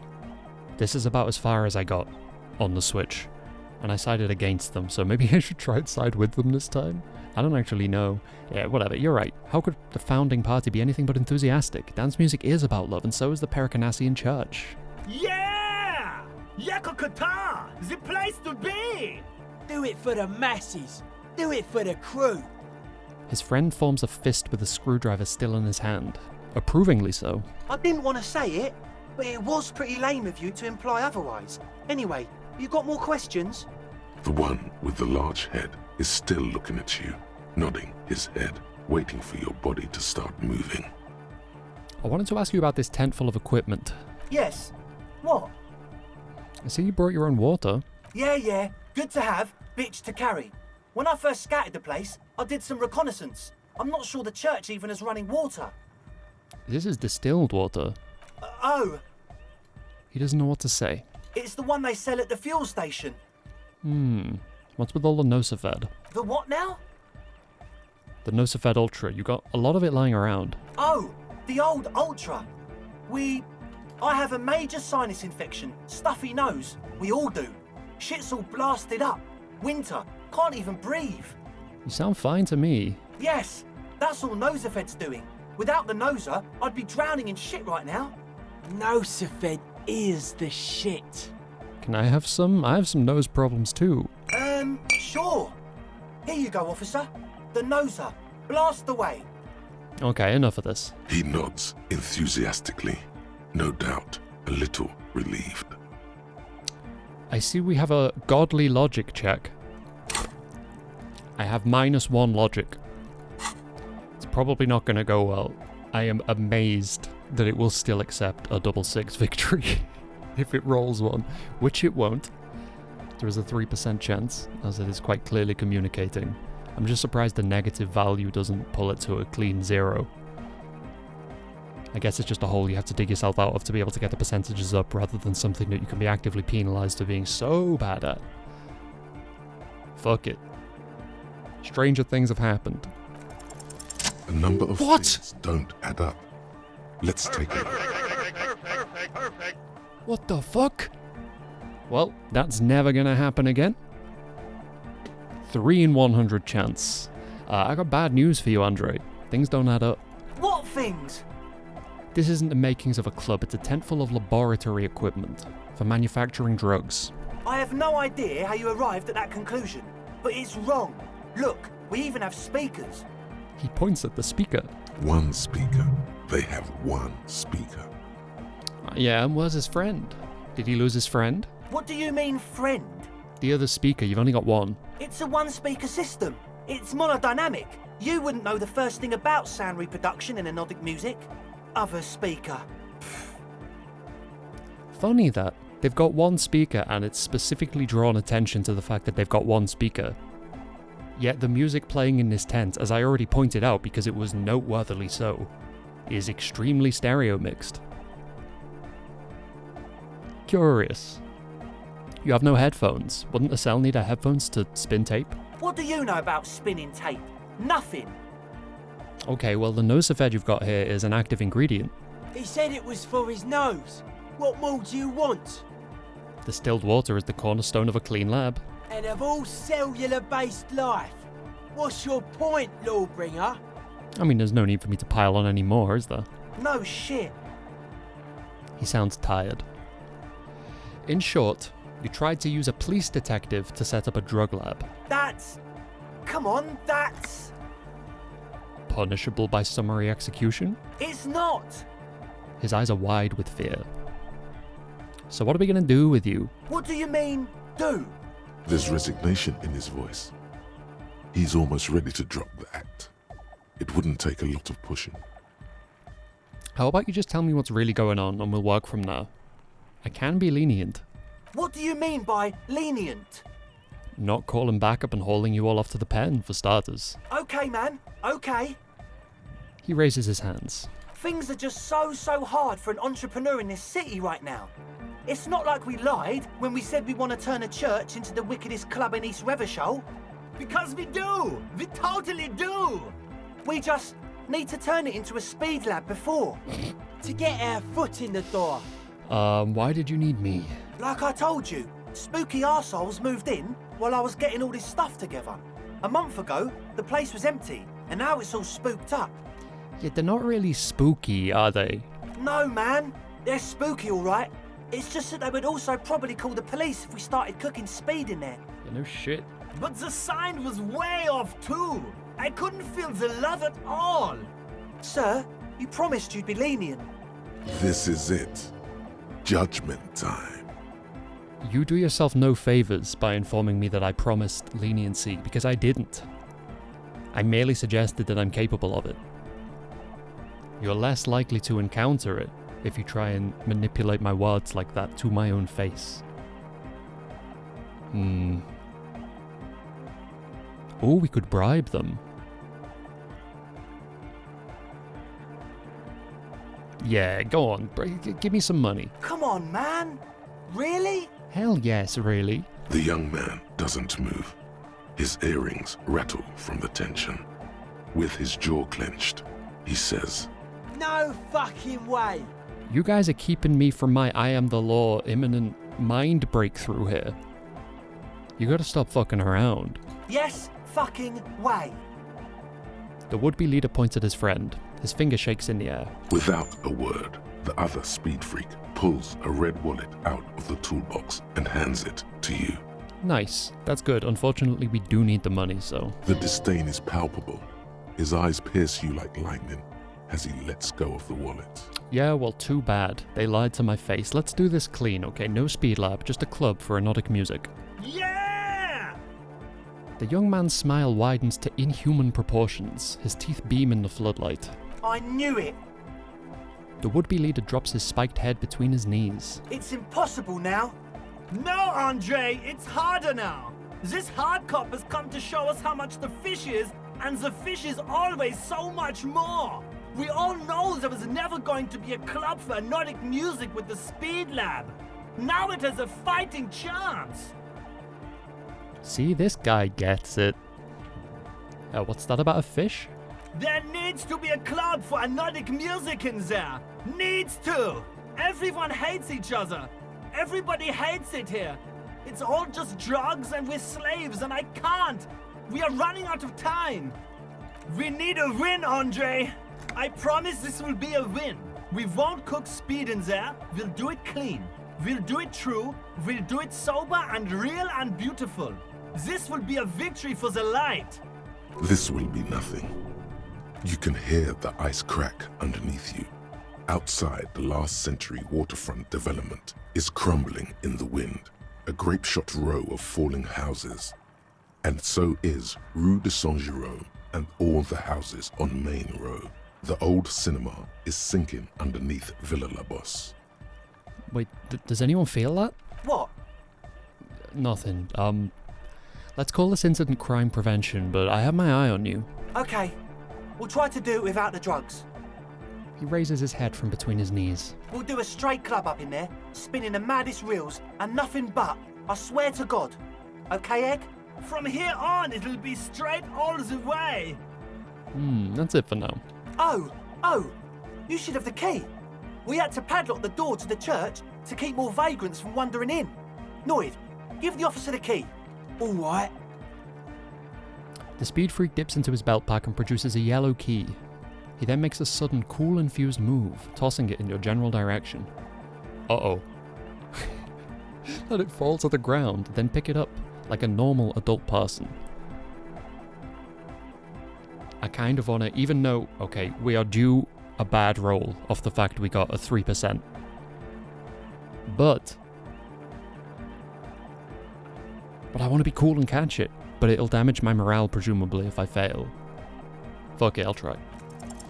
You sense the trajectory of the little piece of metal and plastic. The object makes a small ringing sound as it approaches, just the tiniest chime to your left. Ka-ching! The key hits your palm. The speed freaks nod to you approvingly. Don't even look at them. You're that cool. As always, we'll be right here, waiting patiently for the news. Yeah! And also, you didn't seem to want to voice it, but be careful in there, officer, and tell us how it goes, yeah? We'll be here. Alright, neat. New thought. Bringing of the law jaw.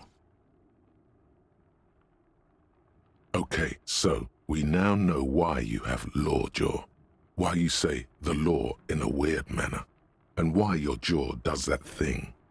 You had polio as a child. You hadn't gotten vaccinated. It must have been right after the revolution. Not a lot of vaccine going around then. So you got infantile paralysis due to polio, and this jaw thing is a complication from that. Admittedly, it's not very funny, but you overcame it. This little infant survived and became a sharp-shooting super cop. So, fuck you, polio. Damn. That was not what I was expecting. I was just expecting to be incessantly ridiculed by my own brain for attempting to exert pseudo-authority over anybody from a place of self-hatred. But, apparently that's not what happened. Apparently we were unvaccinated against polio as a child. That's just a fascinating curveball. Hey, Ivysaur. Good to see you. How are you doing? So it's raised my learning cap for hand-eye coordination to 6. Succeed all hand-eye coordination passives. -1 to rhetoric, jaw is still weird. We are already, like, very unrhetorical. That's all good. I adore the thought cabinet. I mean, I love basically everything about this game, but this specific system, I don't know. It's a tie for me between the thought cabinet and this entire system underpinning it all, but obviously they are very intrinsically linked. But it's such a fascinating way to learn about a character, like from the inside, using what otherwise seems like a trope, you know, of the amnesia as a way to just be like, hey, here's a fictional world, and here's a context for you to just ask all this stuff that you can't know otherwise, but we don't have a more elegant way to present it to you. God, it does phenomenally intelligent inversion of that. I love it. I really do. I didn't speak to these other two. I'm not expecting that there's going to be much to talk about, though. So you had a talk with Andre, and now you want to discuss things with Noid. Good. Skin shows through the holes in the Speed Freak's too large sweater. In front of him, an open toolbox full of carpentry tools and parts. It's good you talked to Andre first. Gave me time to get a reading on your sign. Can't really talk to people before you get a reading. He runs his hand through his hair, which is combed back, in mock seriousness, and continues to fiddle with some gears. Okay. Why are you called Noid? The hardcore aesthetic is esoteric. It's not meant to be discussed with the law at this moment. He picks up some sort of a widget. I don't understand what that means. I can see that. Further sign matching would do good for us. One way to achieve sign synchronicity would be by getting us into the church. Sign? Yeah, gotta compare. See if we can align. Interesting. I suck at socialising, man. Even now, our sign synchronisation is way off. But I'll see what I can do. He continues to rearrange his tools. I saw a sticker on the padlock. Can you tell me anything about it? A sticker? You mean the yellow one? Can you describe it to me? Yeah, this one. Oh, wow. Right on your cop ledger. You like it? Yeah, it's cool. It is cool, but it's also more than that. Much more. What's it supposed to be? The dead guy smiling. Yeah, but what does it mean? Why is the dead guy smiling? He defeated history.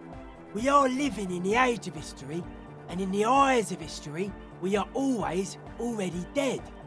How can we ever smile then? Because history is a lie, and so are its deaths. The present moment and life are the hardcore. The hardcore expels death.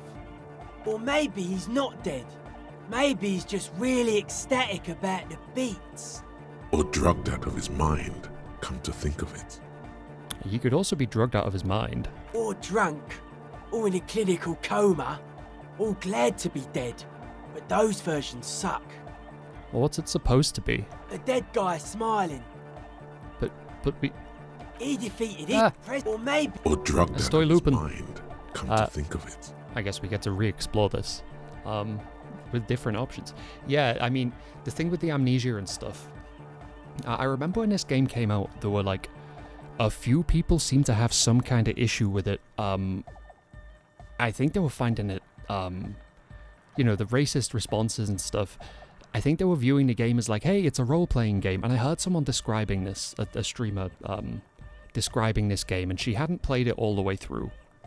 But she'd played an amount of it, but she was describing it as like, hey, it's you roleplay a cop, and you can be like any kind of cop you want, and I was like, that's no. Blessings to you, but I don't agree. I don't think you can roleplay any kind of cop you want, and I think the way it kind of teaches you that, and the way you learn that it's not like an empty vessel for you to project yourself into and like pursue your own political ideals through the dialogue choices or whatever. The way that becomes clear gradually, oh my god, it's so good. But it's upsetting to me that some people don't get far enough into the game to see that that's what it's doing. Because I think they'd really appreciate it when it clicked. I was just way too fast. I was completely head over heels in love with this game from literally the first conversation. Like the very first thing when you're waking up and it's just black. I got like 4 lines of dialogue in or whatever, and I was like, yep, yeah, I like this. And it only improved from there. I'm thinking we should, let's not mention it. He blinks, waiting for the next question. I guess one could write an entire treatise on the thing. But what for? I very nearly died from the fan as well. I don't think I actually did. I can't remember what my first death was. I think it was actually on stream. I don't think it happened on Switch. I think Kuno yelled at me or something. In fact, yeah, my morale's not doing well right now. I can take one more hit to it though. I don't need to heal it yet.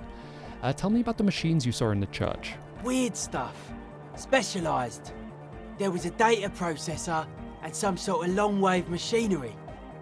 Wires going into water. Gives off a spy sign. Or some fucked up Samaran science sign. You know, the kind that goes head first into the supernatural. What's wrong with the supernatural? Nothing's wrong with it. You should definitely be researched. You can still do sick shit with it though. The supernatural. So, you think it's real, that it actually exists? Most of it doesn't exist. But there's also stuff that isn't allowed to exist. Because the moralists think it's too dangerous for the plebs. Psionic powers, pale-related diseases, pretenders pretending to be human, folk rights, that kind of stuff. Okay, well we've had a bit of a chat. What about now? Are the signs all right now? Nah. Still strongly out of sync. Stage gamma disalignment. What? You heard me. He examines the small metal bolt in his hand. Okay, well, maybe I'll come back later. Let's have a chat with Egghead. A young man with peroxide blonde hair holds up a Harman Walshy tape player, nodding along to the music. He looks at you with a knowing smile and says, Hardcore! Hardcore! Hardcore to the mega! Alright. Here comes the night! could there have been a right way out of this garden of forking paths, you think? Okay, so The young man with arbitrary the tape recorder dialogue acknowledges labyrinth. This is hardcore. We're looking at some Ocarina of Time Lost Woods, but as a dialogue tree. Or at least that's the impression that I get. Is it? It's hardcore! You're just gonna keep saying it's hardcore, aren't you? Skibbity, skibberdanger. I am the rearranger. I stand corrected. Your cop training did not prepare you for this. What to do? Back to the heavyweight jam. Says the young man with the tape player and the large boyadaro boots. Lung-shaped trees sprout on his silver belt buckle. Hardcore! Hardcore! But is it? I mean, really? Yeah! Yeah! Lucky Ersky, Materialski! I hope Kitsuragi can't hear me. We're close. Says the young man with the tape player and the large boyadaro boots. True, hard, full, car! Hardcore! Hardcore to the mega! Internally coherent. I was wondering if you knew who killed the mercenary hanging behind the Whirling in Rags hostel? Good morning, yeah! 1, 2, 3, Yakokata, the place to be!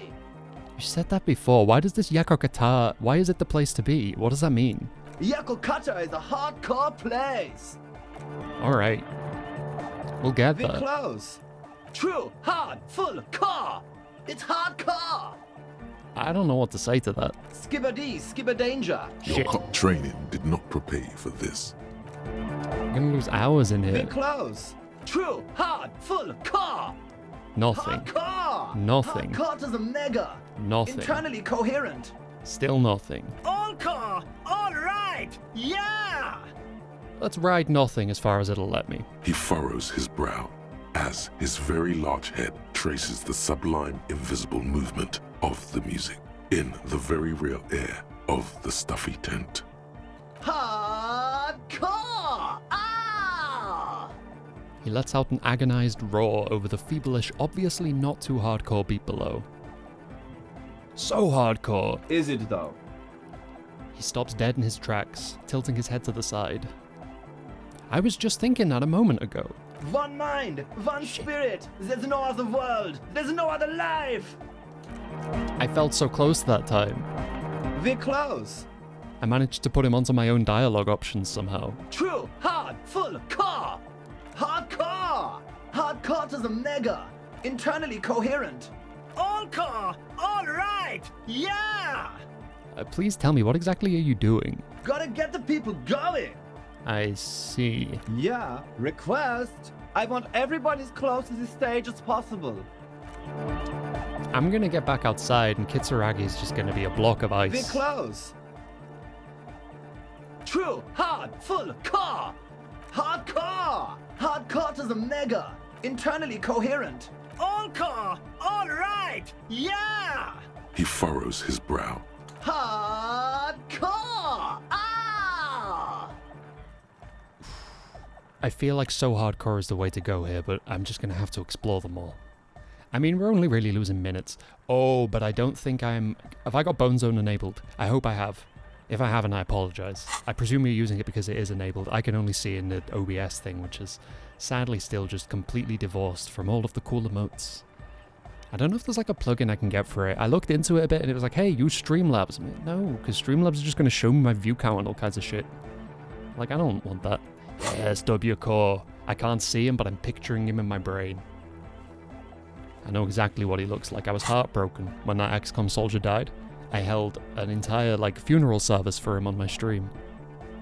It was beautiful, but it was sad. I've been thinking recently, I need to get back to XCOM 2. Because, I pretty much just abandoned that playthrough when that character got killed because I play on Iron mode and that was the only character I cared about. He wasn't overpowered, he's just the character that I make in like every video game with a character creator. And I felt his loss very keenly. Because it was such bullshit. So, one of the plot characters was way more vulnerable than him. Dragonova, I was like, okay, Dragonova's gonna die. That's annoying. But instead of getting the confirmed easy kill on Dragonova, they fucking killed Wko. They got some bullshit RNG and they just lanced him.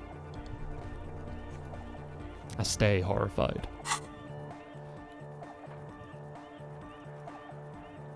Oh yeah, I forgot what I was checking. I was trying to make... Ah, shit.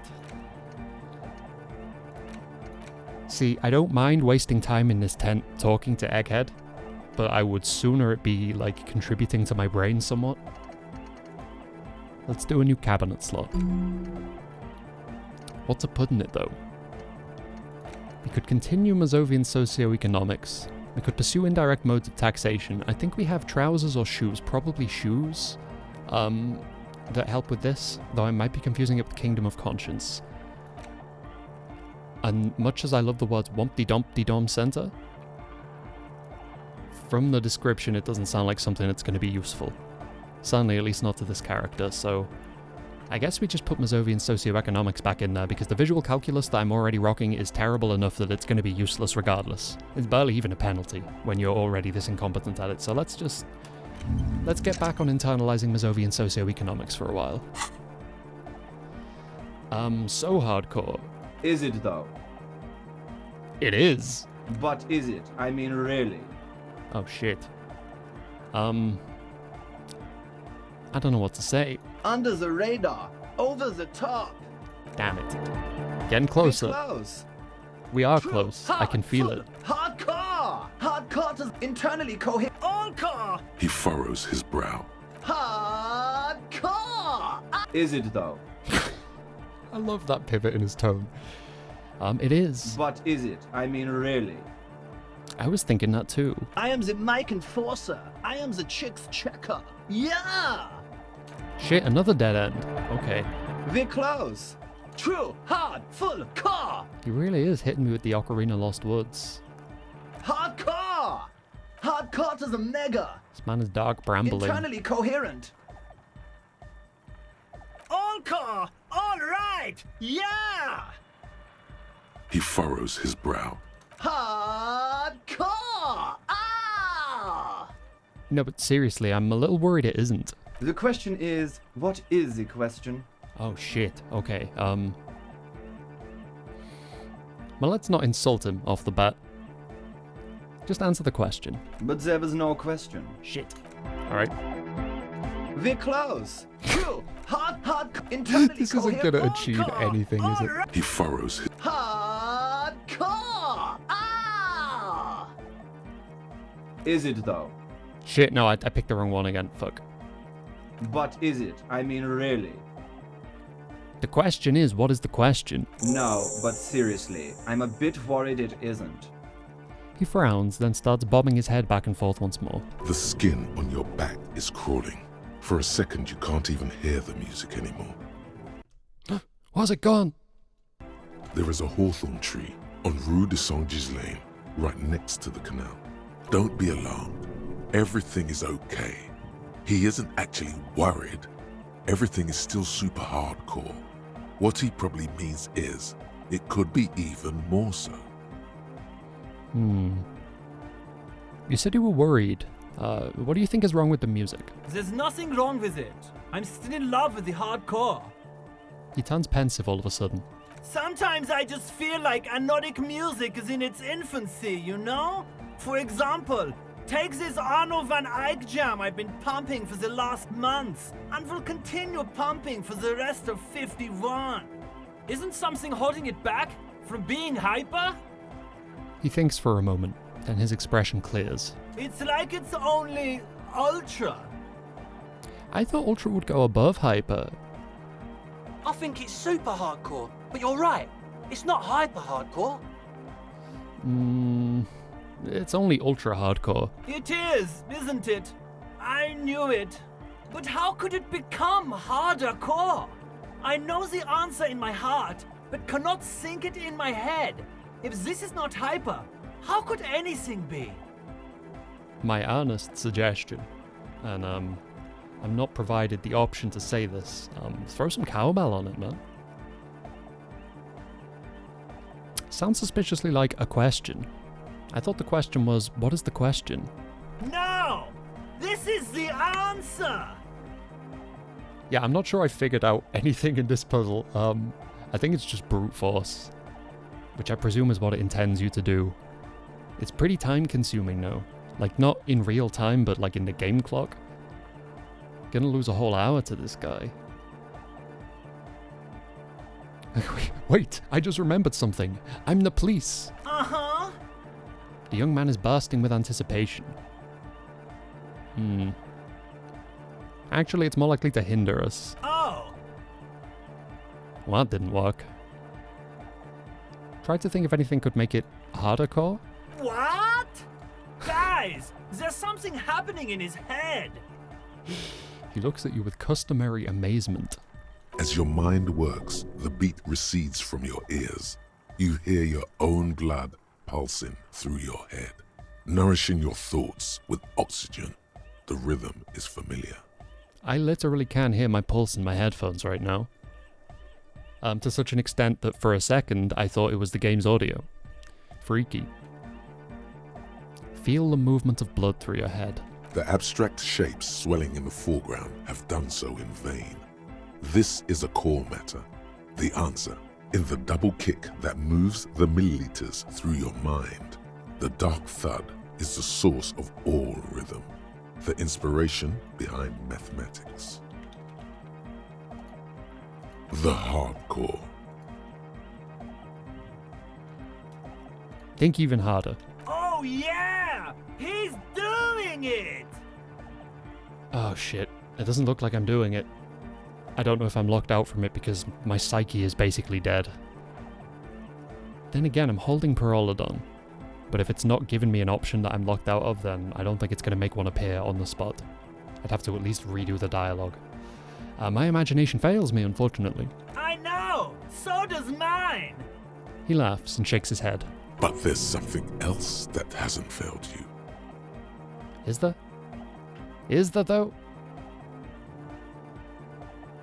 I'm still the police. Maybe there's other options here. Uh-huh. Me being the police isn't gonna help. Oh. Sorry. No! This is the answer! Shit, I can't help you with this right now, apparently. I need something else, something extra. Yeah! Ooh. Maybe your body can tell you what Arno van Eyck's jam is missing to make it harder core. 97%, but considering we passed the 3% chance before, I am now horrifyingly aware that we can fail this. And the hard numbers that I'm seeing, they're taking me right back to Dubby Core's death, giving me some nasty XCOM flashbacks. Let's try dancing. You know it in your lungs where the pressure should vibrate, in your heart that's alone, and in your solar plexus where the hits should land. So does every chordate animal. Need more bass. What? Oh, I got an achievement. I think I got an art cop achievement, but it's in the Italian language. And I think it said Il Copo d'Arte. I'm not sure. I'm not fluent. By which I mean, I don't know if I know any words in that language at all. At least ones that haven't been kind of absorbed by English to some extent. The young man makes a sudden move like he's about to turn the volume down, but that would be ridiculous. And a melody. A good melody is what makes the song really stick, so that you can't get it out your head anymore. Wow, okay. We should start with the melody. But where would we get that stuff from? I don't know. I was thinking you would know. I'm sorry. I don't know anything about Nordic music. I'm just the party boy. I get the people going and say it's hardcore. Okay, I'll look into it. In an official capacity. It's up to the police to make the beats go harder. The young man falls silent with appreciation. He even tries to contain his smile, as if it could hinder your investigation. Basically, what you need to find here is a tape with some banging music on it, so that Egghead could use it to remix Fan 8's jam. Yeah, maybe that street hawker across the pawn shop has got some tapes to sell. That's just an idea. I don't recall him selling any tapes, but maybe I'd need to be aware of my character's need to buy one ahead of time. There is a hawthorn tree on Rue de Saint-Ghislain, right next to the canal. A reel of magnetic tape is caught in its branches, like bronze ribbons blowing in the wind. I've been there. Oh, I know! I know this! I can tell you where it is! St. G is the boulevard before the canal bridge. The one that takes you to the whirling in rags and the industrial harbour. It's got the lanterns and the... I knew that! I could have said that!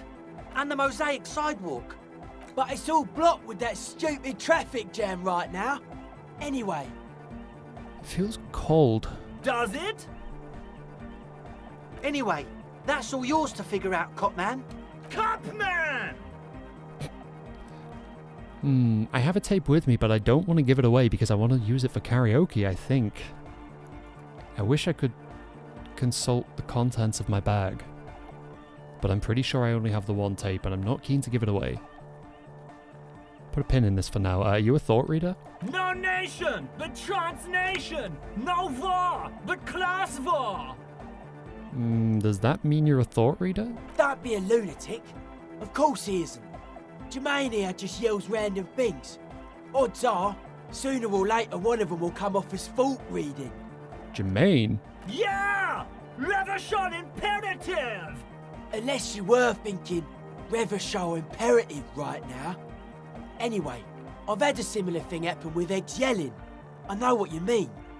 But I was thinking Reversion imperative. That's fucked up, man. Lying like that. And a cop too. Okay, so you're not a thought reader, you're a communist? He's not a communist. It's just something he likes to yell.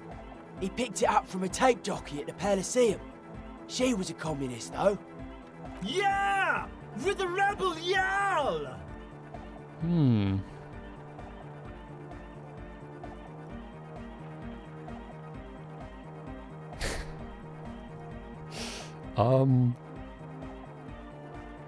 I don't really know what to pursue here.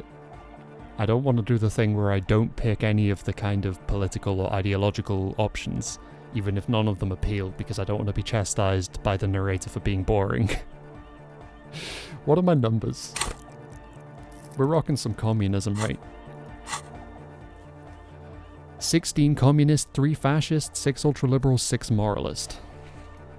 If I move on as that moralist, no, it's not moralist. It's moralist if I say, best not to be a communist, having extreme views on issues is detrimental to understanding all sides. But let's go, why, yeah, let's lean into the numbers we've already somehow established.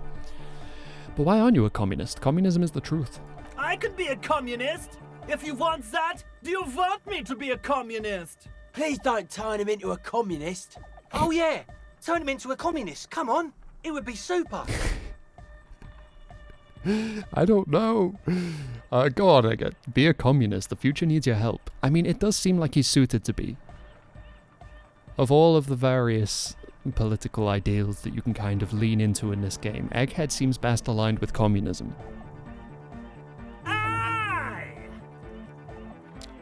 You guess he's a communist now? Okay. Tell me something else, Egghead. Communism rules the nation! He looks at you with an almost impossibly wide, shining grin, looking to see if you approve. Almost there. Could use just a bit more work. The worker must move your ass! Superb. Here comes the sun! You could swear you feel the bright future of the working classes, reflected of Jermaine Egghead's giant smile, and right onto your face. Revolution makes your toes curl in anticipation. I'm so glad that I didn't heal my morale like 5 minutes ago. I wasn't expecting Egghead to heal it for me. But it's lovely that he has. Is your real name Jermaine? Dark-cord hardcore! Jermaine Egghead! Basically, yes it is. Basically. What are the lungs on your belt buckle? Lungs are for love! L'arme, la compassion, l'autodiscipline. Love! In a woman's lungs! Lonely as I am, I'm not afraid. This strange, damaged feeling grows on, 'cause I've never loved someone like you before. I don't think he's actually talking to me. I presume he's quoting something. A dopamine surge accompanies the words. It feels like electricity flowing down your scalp, dissipating into your neck. Feels good, like a spark of life in that moribund sponge you call your body. I don't want to give the tape away, but I do want to see what happens if I click this. I'm gonna say goodbye, Egghead, and hope that I can just get right back to this dialogue option after quick saving, just in case it just immediately gives the tape away. Because I do want to get some karaoke going. I've been waiting for that the entire game on 2 different playthroughs. Alright! Here comes the night! And I'm very curious to see how it plays out. But then again, the karaoke is probably not the best fit for this character because he's got no psyche. Or intellect. I feel like it'd be some combination of Inland Empire and drama that would probably want to do the karaoke properly. It might even be a white check or even a red check that I would just fuck up because I don't have the stats. The large-headed youth has closed his eyes. Good morning, comrade. Yeah! I have a tape with me. Maybe you can use it to improve Van Eyck's jam. Tape! Yeah! Spins the tape until the space escape! Yeah! I could probably find a difference. I should at least check the pawn shop in case. Never mind, not yet. Communism forever! Yeah, you go, kid. Well, time to step back out of the tent and find that, of course, Lieutenant Kim Kitsuragi will have expired from the cold. Which will break my heart. Oh no, he's killing it. He's doing fine. Was I meant to return to you with any of that information? I can't remember. The shaggy-haired girl kneels on the sea ice. She looks up as you approach.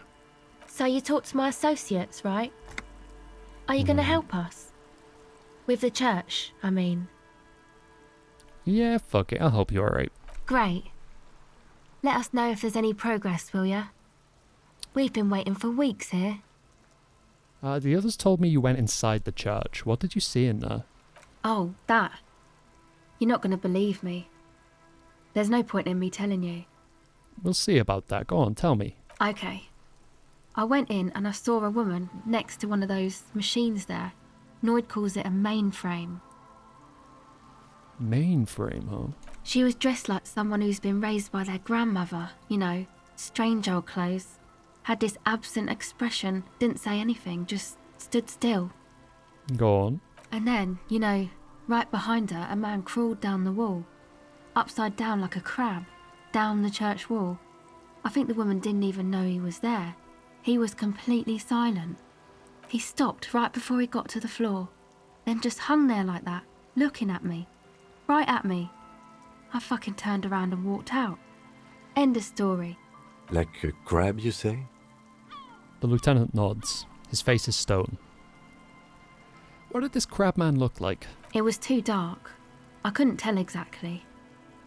I believe you. Why? It seems too ludicrous to be a lie, and what would you stand to gain? Nothing. Anyway, what else? Yeah. Tell me a little bit more about your associates. My associates? I haven't got much to say about them. You must know something about them. Of course I do. I just don't tell people about my friends and who they are and so on. I don't provide information on them. Okay, and what about you? Tell me about yourself then. Me? I'm a silver bird. Okay. Maybe I'll ask later about all this. Don't know what makes you think it'll be any different later, but... Alright, well... Your associates tried to use me to set up a fucking drug lab, but I'm guessing you knew about that. I did, and I'm sorry. For what it's worth. Which isn't much. This is why I didn't go into the tent. Typical delinquency. You don't get to choose your posse, they choose you. Mine are idiots, but they're mine. I tried to talk Andre out of it. I even tried not to lie to you. I don't care, I'm loco. I just wanted you to know that I know about the plan. Okay, but I still regret it. I should have been able to control them, and I will in the future. I promise. May I ask, what did you tell them? I told them to do what they will with their dance club plans, just please no drug labs. Thank you. I'll get them under wraps, I promise. Mm-hmm. That's it for now. Okay, what does that put us in terms of internalizing Mazovian socioeconomics? 42%, okay. I have enough points floating around that I'm half tempted to open up another fort cabinet, wow. We're fortifying our brain now. Yeah, let's open the final slot though. Indirect, okay, so that's -2 to empathy. I don't love that at all. But maybe we can just read until we learn this, so we don't have to be empathetic because it will simply be with a piece of text rather than a person. Do I even want this one? Oh, it's the only... Oh wait, no, there's Wompty Dom too. Still not keen on that. Though it only takes 42 minutes to research.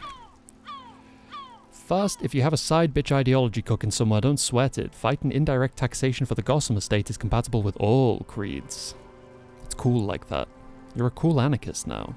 Unless you don't want to be an anarchist. Whatever. Stuff this meal ticket in your eye socket and let's see if we can steal some love back from the robber barons at the customs agency and the banditos at the Insulindian Financial Oversight and Competition Committee. Yeah, fuck it. Yeah, I could probably stand to get rid of some of these. Volition cap raised, logic cap raised. Moralist dialogue options heal +1 morale. That's potentially very useful because my character, as ever, is disastrously devoid of morale at any given time. However, I don't pick all that many moralist options, especially on this playthrough. And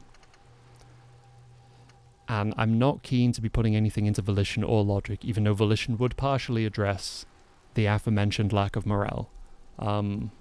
Learning cap for Logic raised to 5, that does me nothing when my Logic is -1. So I could maybe forget Kingdom of Conscience. Although I do maybe have an article of clothing that would give me +2 morale from moralist dialogue options. I'm not sure if that's how the amplification of the thought works from the clothing level. But even still, +2 morale is never going to be helpful, basically. I think I could probably stand to forget this one, but it's not worth spending a point on now until I have something I want. I don't want to spend a point to forget this and then get started on Wompty Dumpty Dum. Because I'm just not convinced that one's going to be useful at all to a character with my stats. We'll see. Oh. You see that seagull up there? Remind you of anybody? I'm not going to have a seagull conversation. Me? Exactly. Why am I like a seagull? Think about the seagull's story. It's one of endurance and adaptation. The seaside was paradise once. They were birds of that paradise. Then their paradise became shit city. And what did they do? They became urban survivors, eating burgers out of trash cans, killing and eating pigeons. No time for that sentimental bullshit. They're hustlers, getting shit done. They're one pair of track pants away from gangsters, just like you. Hold on. Have I ever eaten a burger out of the trash? You have. The body remembers. Fucking right. Whatever it takes to survive. I am the seagull. Own it. Steal hot dogs. Shit in the sand. Whatever it takes to keep going. Damn, the double heel off identifying with a seagull. I love to see it. Guess I should maybe try and go into church. In die Kirche.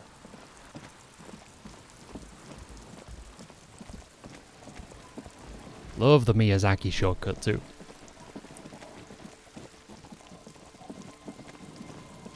Transcends genres. Heavy wooden doors, more than twice your height, stand shut in front of you.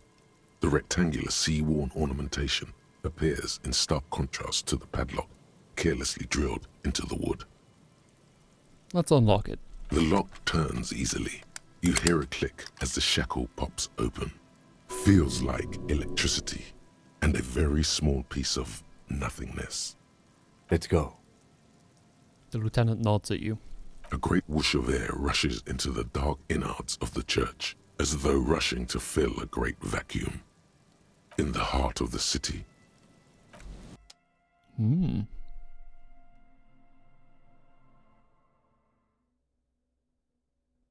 Excited to see the inside of this place on a screen bigger than my Nintendo Switch. A strange stillness fills you as you look ahead. You should walk here, not run. I don't know how to do that. I guess I just don't hold shift. I'm used to using an analog stick. The first time I was called out by Kitsuragi on my Switch playthrough for running around everywhere, I was like, I didn't realize you could walk. I don't know. More of the forked lightning pattern you saw outside.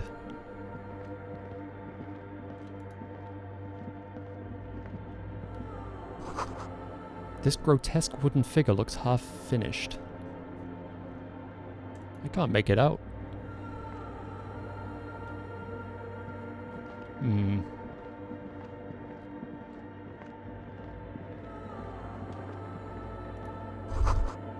The blackboard is filled with complex equations. They look recent. Something to do with radio frequencies? God, look at the floorboards. This is so unbelievably beautifully detailed. The bowl is filled with water. A live wire runs directly into it. Could these wires work as contact microphones? The silence in this part of the church, it's almost palpable. All the shifting matter and shuffling of living things is gone. Nothing seems to exist beyond the church anymore. Maybe if you were to stand in just the right spot, even your footsteps would be completely silent. Wait, I think I still hear something. And then it's gone. Almost all of it, but for the faintest of hums. You can hardly hear your own breathing. And a stomp and clap. You produce a few muffled thumps, after which the silence feels even more total, somehow. What if I yell as loud as I can? Your voice is barely audible. Not a howl, but the softest of whimpers. Damn, can I buy tickets to this anomaly? I just want to go here and scream for an hour. I feel like that'd cure 6 months of my misery. It's unnerving. What's happening? The lieutenant points to his ears and shakes his head. Then he leans closer. Can you hear anything? Almost nothing, and it's beginning to worry me. The church just has strange acoustics, some engineering trick. Whatever it is, it's definitely real. Something odd is happening around us. The lieutenant doesn't reply, but you can sense him tense up next to you. Look up into the bell tower. The orderly rows of ceiling panels become barely visible, then disappear completely in the darkness of the tower overhead. What if I don't want to know what's up there? The silence, the darkness, they've enveloped you as in a cocoon. You cannot move anymore. So is it now the case that failing a red check heals morale? Not that I have any to be healed right now. I just want to reconfirm. Not from that one. From rigorous self-critique. Okay.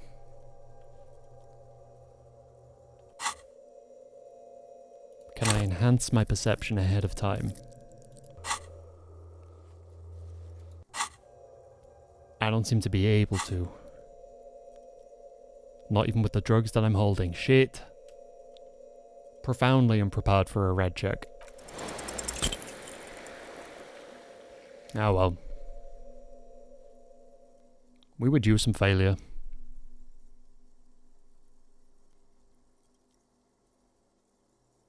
Just darkness without end. It makes your head spin. What's the darkness like? Filled with vague shapes of woodwork. The sense of a great height. try to make out something, anything. There's nothing. You're dizzy and disoriented as you see dark and more dark rising. Officer, what are you looking at? He follows your gaze, attempting to see whatever it is that you're seeing.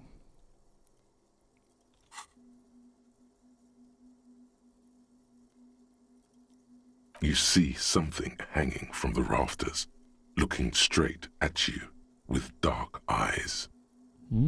Maybe it's possible to talk to it. I mean, that should be my priority, but, oh my god, new shoes? Could it be? Oh! Wait, what? I'm just goofing. New boot goofing. Oh! Get me in these. These might be empathy shoes. They are! I think the game glitched out on my Switch version because I have 2 pairs of these. And I also have 2 scarves that I think you also get from this church. Maybe that'll happen again. Using the Symphony of the Night duplicator. A spider has spun its web around this wood-carved pillar. So it has. Sorry, bear with me, Spider-Man. Sorry, Crabman. That was... I insensitively said the wrong creature. A cracked pane of glass. Colourful. Oh, here's the scarf now. Pain threshold scarf. Guess I'll look into that at some point. A figure drawn in the frost on the window depicting a deer. Frost has drawn flowers on the glass, obscuring the view. Okay. Let's prepare for this conversation. It's been a while since I took stock of what I was wearing. Like my empathy shades.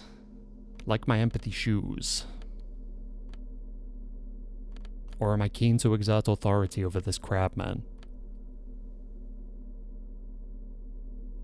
+1 to suggestion, +2 to empathy. I'm just missing a bunch of garments. That's tremendously negligent of me. I'm burning bonuses. Also, I've just not been wearing trousers for like a while, huh? That's a bit awkward. What should we put there, though? I don't have many options for below the waist. Unless we're talking about boots. But Lord knows we've talked about boots enough. Conceptualization, maybe no. I don't want the -1 to suggestion. +1 logic. I don't want to be 0 logic. I pride myself on my negative logic stat. It feels so much more noteworthy than having none.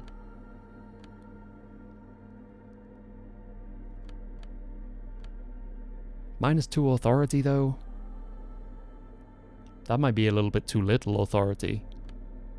Physical instrument. We like physical instrument. It'll work. And I'm just hatless. As far as I can tell. That's not a hat, right? That is a hat! Okay. +2 logic. Ah, now I'm rocking a positive logic. And even less perception, which isn't great. Also, what the fuck? It looks ridiculous. I'm taking it off.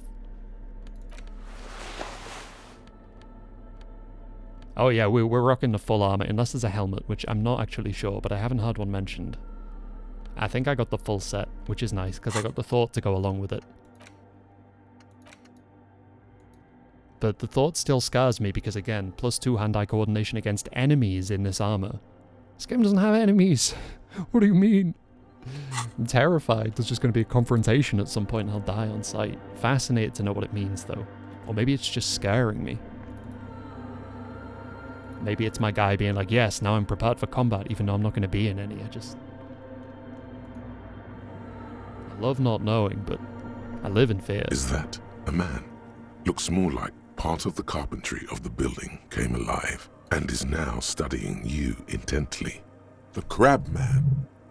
It's the crab man.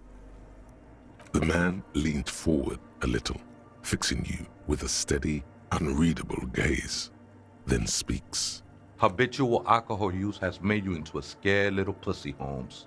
But don't worry, everything's gonna be alright. You come to the right place. Right place for what? Here you can receive the mother's love. And when you're ready, she will take your hand and lift you out of the despair at the bottom of that bottle. This man is obviously a habitual narcotics user. Do we really need to question him? Hey, and what was that about, the bottle again? You haven't even drank that much lately. Lay off it already. Shish. I love that at this point, after engaging with it, somewhat... I say it, engaging with him somewhat peacefully and respectfully, I can just go, oh hell no, and run away. Just completely changed my mind about not being terrified. I guess I have a bit of a problem, and it's been getting out of hand lately, but... Está crudo, way. I see deep inside you. Your body and your spirit are suffering greatly from overindulgence, and you don't even know it. Oh, I'm very in touch with my suffering. Not all of it. I was like you once. You don't know all the havoc El Vino is wrecking on your mind and your spirit. Necesita parar, homie. Hey, Bingus. This monster did just call us a pussy, yes. Actually, since we're here... I mean, I think it's just a dude who likes climbing, is the impression I'm getting. Is saying. But not really in a position to be yelling at me like that. And yet, I mean, he technically has the high ground. I can't really do much about it except, pick up a stone off the floor and throw it like a Dishonored guard. Look at these crazies. What is this shit? Who do you think you are? Some crazy guy under the roof? What is this shit? It doesn't matter who I am, Way. I'm just bringing you the message of the mother's love. She don't want you to hang yourself on your own stubbornness. His words echo in the cold air of the church. This is the church of the Mother of Silence. You are welcome here. He sways gently on the beams, waiting for you to take it all in. You must be the crab man. Never known myself to be a crab. But if that's the name you got for me, I won't stop you from using it. At least my character agrees with me. To be fair, it's really more like a spider. I always thought of myself more like a flame, flickering along the rafters and beams. It may be that I gotta work on my technique. What were you before you became a crab man? I was in a gangway, but my memories of that time are fading. Most of them are already gone. I lost my memory too, but I like it. It's like I get to create a whole new me, start again from scratch. That's not really the point, I say. You gotta give yourself over to service.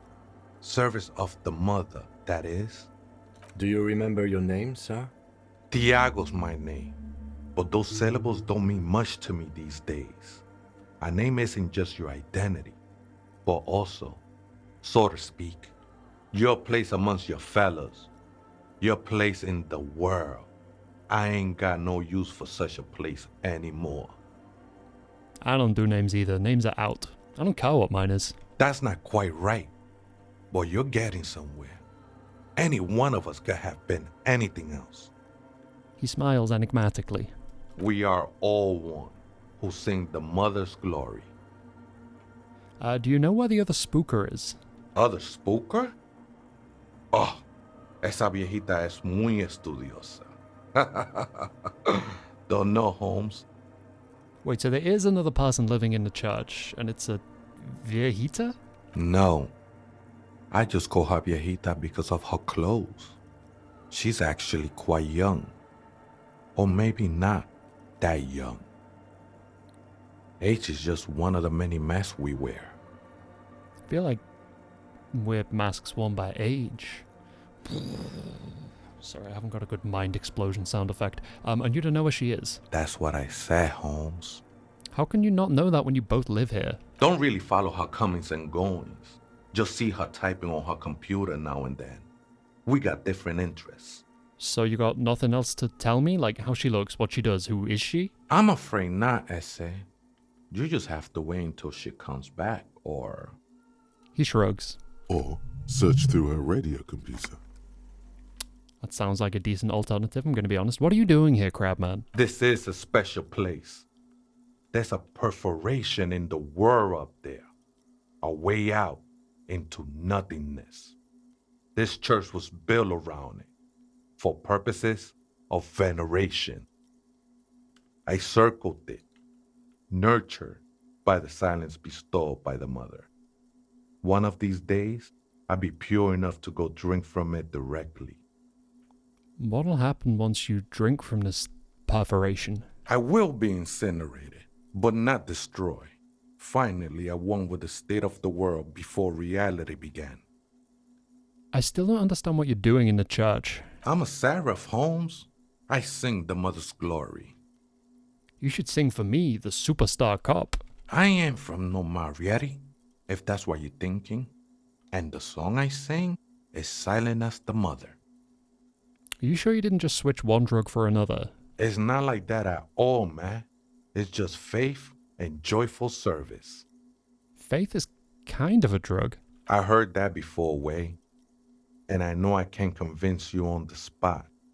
But think, when's the last time you woke up from silent communion with a hangover, regretting what you did last night?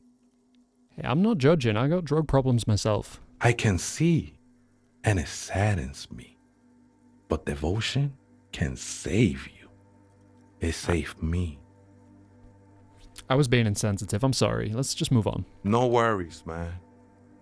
I know this shit takes time. So who is this mother of silence that you keep talking about? Oh, that's no simple question, Essa. She is one who can be painted or sculpted. She is a cavity in the dark beyond sense. She saved me, but I couldn't describe her to you. No one can, Holmes, and no one ever will. A cavity in the dark beyond sense. Okay. His adoration is beyond sexual. This cavity is something that no human form has. How did you even find this place? Hard to say. I think I did some construction work here, back when I still had material worries. Up there, I realized what the true purpose of the church was. Been spending a lot of time here ever since. The past is nothing to me now, Way. It didn't belong to me. This scarf and also the shoes that I am currently wearing, do they belong to you? I think they were. A long time ago. I had to shed them like skins to get closer to the center of the silence. You could have them. I don't need them anymore. Oh, thank you. The sinewy figure lingers on the wooden beams, blending into the shadows. You've been here for a long time. Do you know why the church was abandoned to begin with? Police raid a while back. He responds, his voice suddenly flat. Did you witness it? Not really. Or at least I don't remember much of it anymore. The mother's love has done its job. That's what's so great about the mother. It lets you forget about everything. He certainly describes it like it's one of the drugs that he's left in his past. Some ravers want to turn this place into a nightclub. The ones in the tent outside? Right? I see them. Guessing they're the ones who call me a crab. Probably scared of me. Should they be scared of you? Is there a reason to be? Nah, man. They look pretty funny. And I don't harm no one anymore. Anyway. Anymore, huh? Though he used to, a long time ago. I mean, what do you think about the nightclub? Why not? They wouldn't bother me none. I'm usually way up there, imbibing. Ain't no music on earth that can reach where I go. Might even be nice to have some company. Okay, well, thanks. What a nice fella. He gave us a minor shoe and scarf come-up, though I'm still wearing the horrific tie, right? Although I'm noticing without Inland Empire, this thing never seems to say anything. I'm a little bit more used to being yelled at by my tie on the Switch version. Rarely chimes in here. Cold wind blows in from the broken gallery, makes your skin crawl. 2 decks of reel-to-reel tapes spinning on empty. A portable Harman Waushi tape recorder. Oh yeah, I need to get back to the pawn shop, don't I? Someone's siphoning electrical currents from outside into this antenna. Oh, I can see that now. I've zoomed a little bit.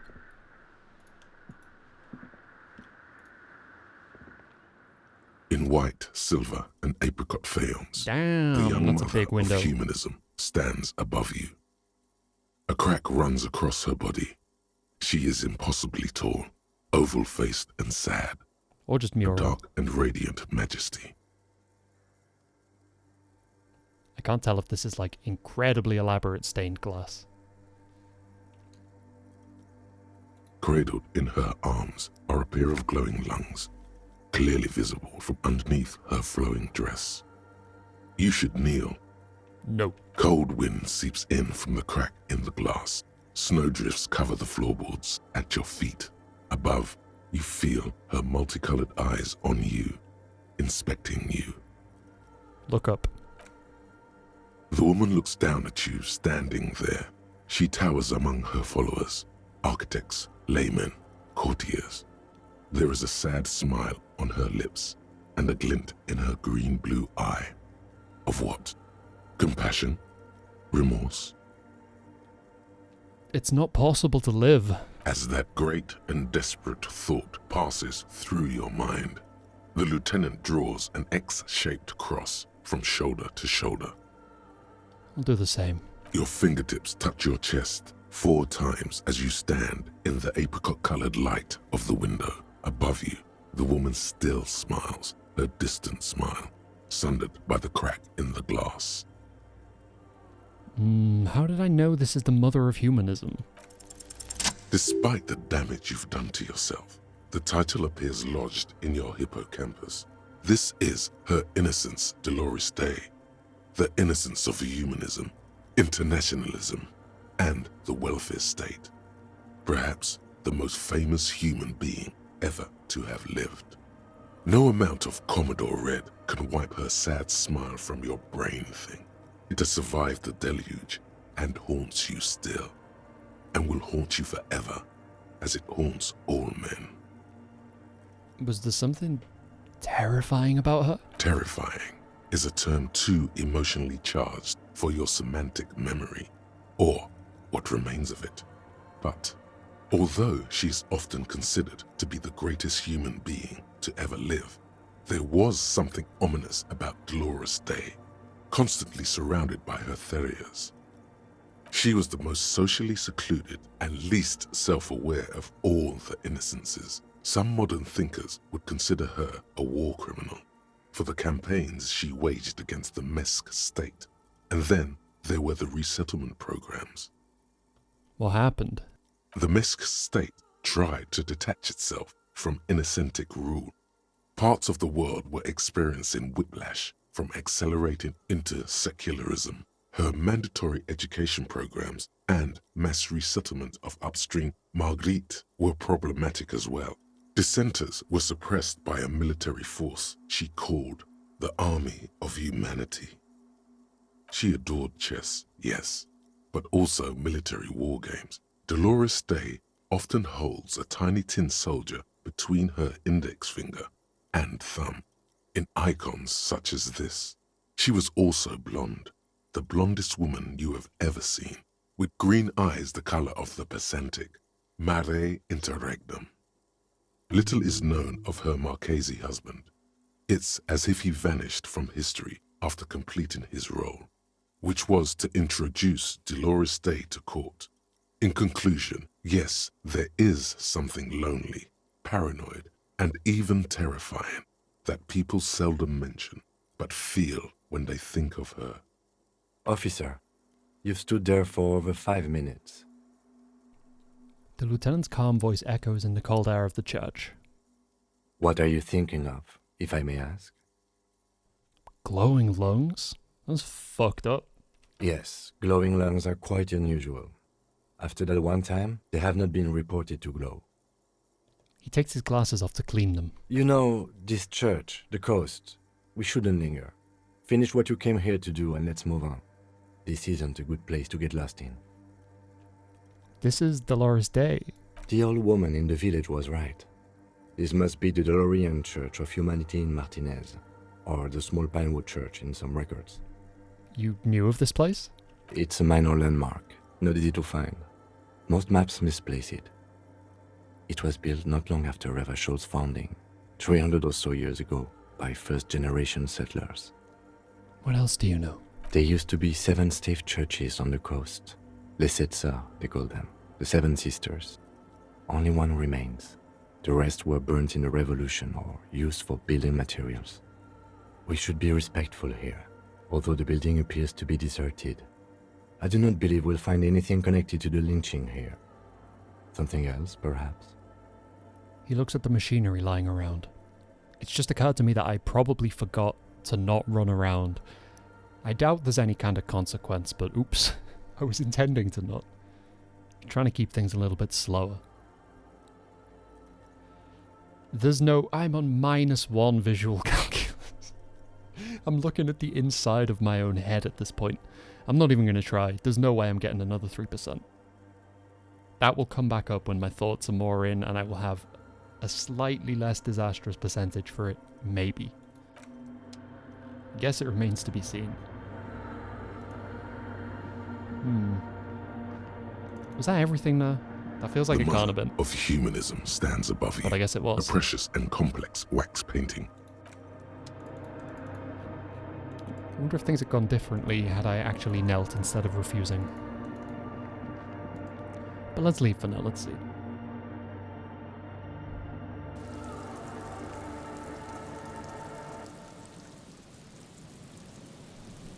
Where are we headed? I dare say the Switch version might actually have better load times than the PC one now, which is a wild thing to consider. When factoring in that the majority of my playtime on that console was before a patch that stopped load times from being like longer than a minute every time, which was so brutal. This barrel has been recently discarded. It still smells of fuel oil. The chain trails off into the ocean, to who knows where. Yeah, what the fuck? What is that chain to? These rusty gears used to turn the whole machine. The building before you housed the engine. Must have been a big one. An old door, worn by elements, guards the depot. The wind has blown a sand dune in front of it. The door hasn't been opened in a long while. You see a handle. What is this thing anyway? It's military. A service depot of some sort. Used to service what? The washerwoman mentioned a depot up the coast. She said it was for moving ammo and cargo across the bay. This might be it. Now, I'm not terrible at interfacing. I got 5 in it right now. I can maybe bring that up. But this is probably just going to stay 3%, and it's a red check, so... no thanks. Maybe next time I need to heal, I'll consider it, but... it's easier to just kick a post box. Should I maybe return to the tent people, I wonder? Having now spoken to the crab man as I have. Because it doesn't feel like I arrived at any particular conclusions. I don't feel I know much more about the situation in there than I did before, though I've at least seen the machinery. But we'll take the quick Miyazaki shortcut over here and see what's what. Also, on my Switch version, I told these guys to fuck off. I was like, you're lucky that I'm not sending you to jail, etc. It did a loading screen, this thing despawned, and then I was stuck. I was stuck here, I couldn't move. All I could do was spin on the spot. There was nothing around, it despawned everything else. It was just a blank piece of tundra, and I was spinning on the spot. Kim Kitsuragi was kind of walking around in circles, and I had to reload, and I lost like over half an hour of progress. Didn't feel good. Hello again. Definitely put me more onto the habit of constantly quick saving. Even though that's not the most convenient thing to do on the Switch.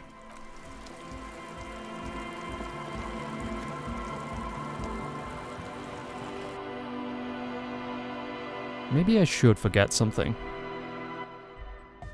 It's about that time. As soon as it offers me a new thought to look into, I'll probably forget something. Hi again. So, how are things going? I checked out the church. And? What happened? I talked to the crab man is what happened. Oh man! Who is he? What did you think? He gave me this odd lecture on alcoholism before rambling on and on about mother's love. Really? Huh. Interesting. What's he doing in the church? I think he's just preaching and praying from the looks of it. No matter. Is he gonna be a problem? Yeah, Noid is right. Let's get back to the point. What are we gonna do about him? These guys will never catch him. You will never catch him. There's nothing to do. He keeps himself physically active, he thinks spiritual thoughts, and he doesn't drink. Who am I to evict such a person?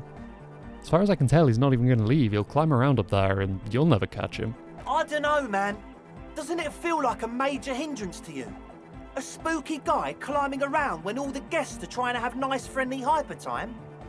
Nah, it'll go real well with all the different, psychoactive chemicals you ingest in there. Everyone's going to have such a good trip. I don't think he gives a damn about you or anyone else. I wouldn't worry. I guess it's not a massive problem, now that I think of it. Everyone is welcome to dance till the morning light. Yeah! Maybe. I guess we'll figure something out. Okay, but what about the other spooker? The one in Grandma's clothes? Did you see her? Oh, I didn't interact with the machine, did I? I didn't see her. I saw the machines, though. But she's in there somewhere. Has to be. Have you tried investigating the machines? Anyway, do let us know if you see her. No, I forgot to investigate the machine. That's my bad. As always, we'll be right here, waiting patiently for the news. Yeah! He looks like Richard from the Adult Swim program. The Science Man. Richard the Science Man, Boussoirs. That is my observation. Do with it what you will. Okay, getting back to the church. I can't believe I didn't look at the radio computer.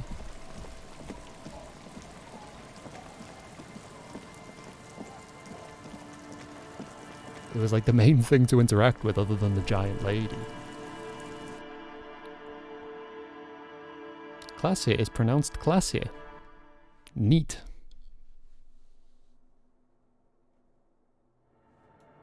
There's something so dishonored to me about that one piece of concept art that the loading screen sometimes does.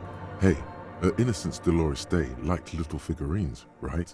Liked holding little men between her fingers, remember? What? You have the headless Fallen Rider figurine. You should give it to her. Win her back. What? Win who back? I can't win her back. She's a long-dead historical figure. Don't be so pessimistic. Love doesn't die that easily. I guess I should. This is a task of mine now. So very, very, very nifty. Nifty and mysterious. This is surely what the figurines are for. I'm gonna level with you. I forgot I even had any. The mother of humanism stands above you. A precious and complex wax painting on a single pane of glass. A crack runs across the length of her body, her face oval and sad. It looks like I can't give this figurine to her. Why? Because she's a stained glass window. That does seem to be a problem. Maybe you meant something else? Like what? Is it still on? I don't know. What are we thinking of? Part of your mind has gone on to other things already. The mother of humanism towers above you. A wax painting on a cracked pane of glass. Nothing has changed in her expression. Well, we failed that task. Oops. At least I keep my figurine. She stands in the corner, watched over by the figures on the stained glass window. It's turned on and quivering with soft electricity. Cool noise, though. Another radio computer. And this time it's already turned on. He seems cautious around the machine. We should leave. I doubt this place bears any connection to the case. Yeah, but this machine looks just like the one in the doomed commercial area. It's also quite similar to the one we have down at the station. Must be the same model. He inspects the machine's framework, careful not to touch anything. The one you saw earlier was the Ream Civic. This is the Ream Prefect, a model number RC7024, equipped with a Feld mainframe and a Ream-compatible interim printer. Wait, let me just investigate it. You see fluorescent play and print buttons on the keyboard. A hatch connected to the central compartment is wide open. The lieutenant says nothing. You see the machine's glowing frame reflected back from his diamond-shaped glasses. You're free to proceed. Let me get a look inside the compartment then. Behind the hatch sits a cube-like crisscross of filaments, smoldering in the dark like fireflies. Silver tape on the side says, in black marker, log, February to March. Another filament memory. Press play to talk with the repeater. What if I pressed print? Nothing happens. I see. I will then elect to instead press play. The speaker comes to life. Static seeps through the machine's planar magnetic driver. An old lady greets you. Her voice sounds 100 years old. Good afternoon. Votre accident on Saint-Brun. This is the East Elysium repeater station 1. Please repeat. Is this the personal log? It's the same old woman you spoke with through the radio computer in the doomed commercial area. Yvonne, it's me again. How are you? Good, thank you. Please repeat. Is this the personal log? Fortress accident, I know it's her, like the one in the doomed commercial area? I have 2 machines registered to this company name in Martinez. One on Saint-Brun, the other on Rue de Saint-Ghislaine. Saint-Brun, that's the church. And Rue de Saint-Ghislaine, that's the doomed commercial area. Anything else I can help you with? Yeah, I looked inside the core, but the tape on the filament just said log, Febmar. Good. Please repeat the password. Let's look around. There's no use trying to guess the answer. Maybe he knows something. The lieutenant nods towards Tiago. I don't know the password. Received. I will register this login attempt. No, don't do that. Fortress accident. Is there anything else I can do for you today? Thanks, but I'm finished with this. Goodbye, Fortress accident. She says as her voice disappears into a whirl of static. The machine's keyboard is still illuminated, revealing fluorescent play and print buttons. Okay, let's go consult the crab man about the machine. Maybe he picked up the password while he was imbibing on silence up in the rafters. Oh, hey, wait. There's coffee in the back. Oh, wait. I meant the mother's love. Have you by any chance heard the Viejita say the password to her radio computer? Too many times, Esse. You need it for something. It's for a first-degree murder investigation. The lieutenant raises his eyebrow, but doesn't say anything. Don't sweat it, vato. The password is afterlife death. What you think of that? Makes me almost pity La Nilita Pequeña when I hear it. It is a pretty morbid password, but thank you very much for providing it. I think we're done here, Esse. The figure crawls off into the darkness above. That was an interesting conversation. However, I'm still not sure how it's relevant to our investigation. I don't recall asking you for that observation, but thank you, Lieutenant Kitsuragi. The machine's keyboard is still illuminated. The speaker comes to life. Static seeps through the machine's planar magnetic driver. Good afternoon. Fortress accident on Saint-Brun. This is the East Elysium repeater station 1. I got a password. Good. Please repeat the password. Afterlife death. Good. I have unlocked the filament. After ending the call, please press print to access the filament. Will do. Fortress accident. Is there anything else I can do for you today? I don't recall if I had or needed a password for the other terminal, across town, opposite the whirling. I should probably check. Thanks, I'm finished again. Goodbye, Fortress accident. The machine's keyboard is still illuminated, revealing fluorescent play and print buttons. Print. The printer prints out a long text document with dated paragraphs. It looks a bit like someone's journal. The first entry, made on the 4th of February, 51, by an unknown author, is short and concise. Arrived at the church, the door was boarded up, so I used the crowbar to get inside. Looks like the place has been deserted. Nothing out of the ordinary, but I'll ask around. Need to figure out how to get the electricity in. The lieutenant leans closer, scouring the printout over your shoulder. Just as you finish reading, he looks up, muttering under his breath. 4th of February. That's over a month ago. Whoever set up those machines has been here for quite a while. Do you think this log might be connected to the case? Our case? No, I don't think so. It must be some local eccentric. 6th of February, 51. Had a little chat with the local fishermen. Said I shouldn't go near that place, that the church was spooky and ridden with narcotics. It's a little spooky, all right. Still haven't figured out the electricity. See? Even one of the spookers themselves says it's unnerving. What was that about narcotics? This could prove to be interesting. Wait, narcotics? I doubt that we can find any. It's just idle fishermen's gossip to scare away the kids. He looks at the stained glass window. Nothing spooky about this place either. It's just abandoned and cold, and in an awful part of town. 7th of February, 51. Finally got the electricity in. Next on the agenda, a new antenna. I'm thinking ESCA series, something advanced. Why would she need an antenna? Why would anyone need any of this equipment here? He steps on a wire running on the ground, inspecting it with his boot. 8th of February, 51. Bought the antenna, had some problems setting it up. Called Simon for help. Heard the others are back to making art. Drinking somewhere out of town. Sulislav started a rock band again. Lexi has been seen asking money from strangers. But at least the artists have their act together. They're qualified labor. They can get work anywhere. Graphic design, ads.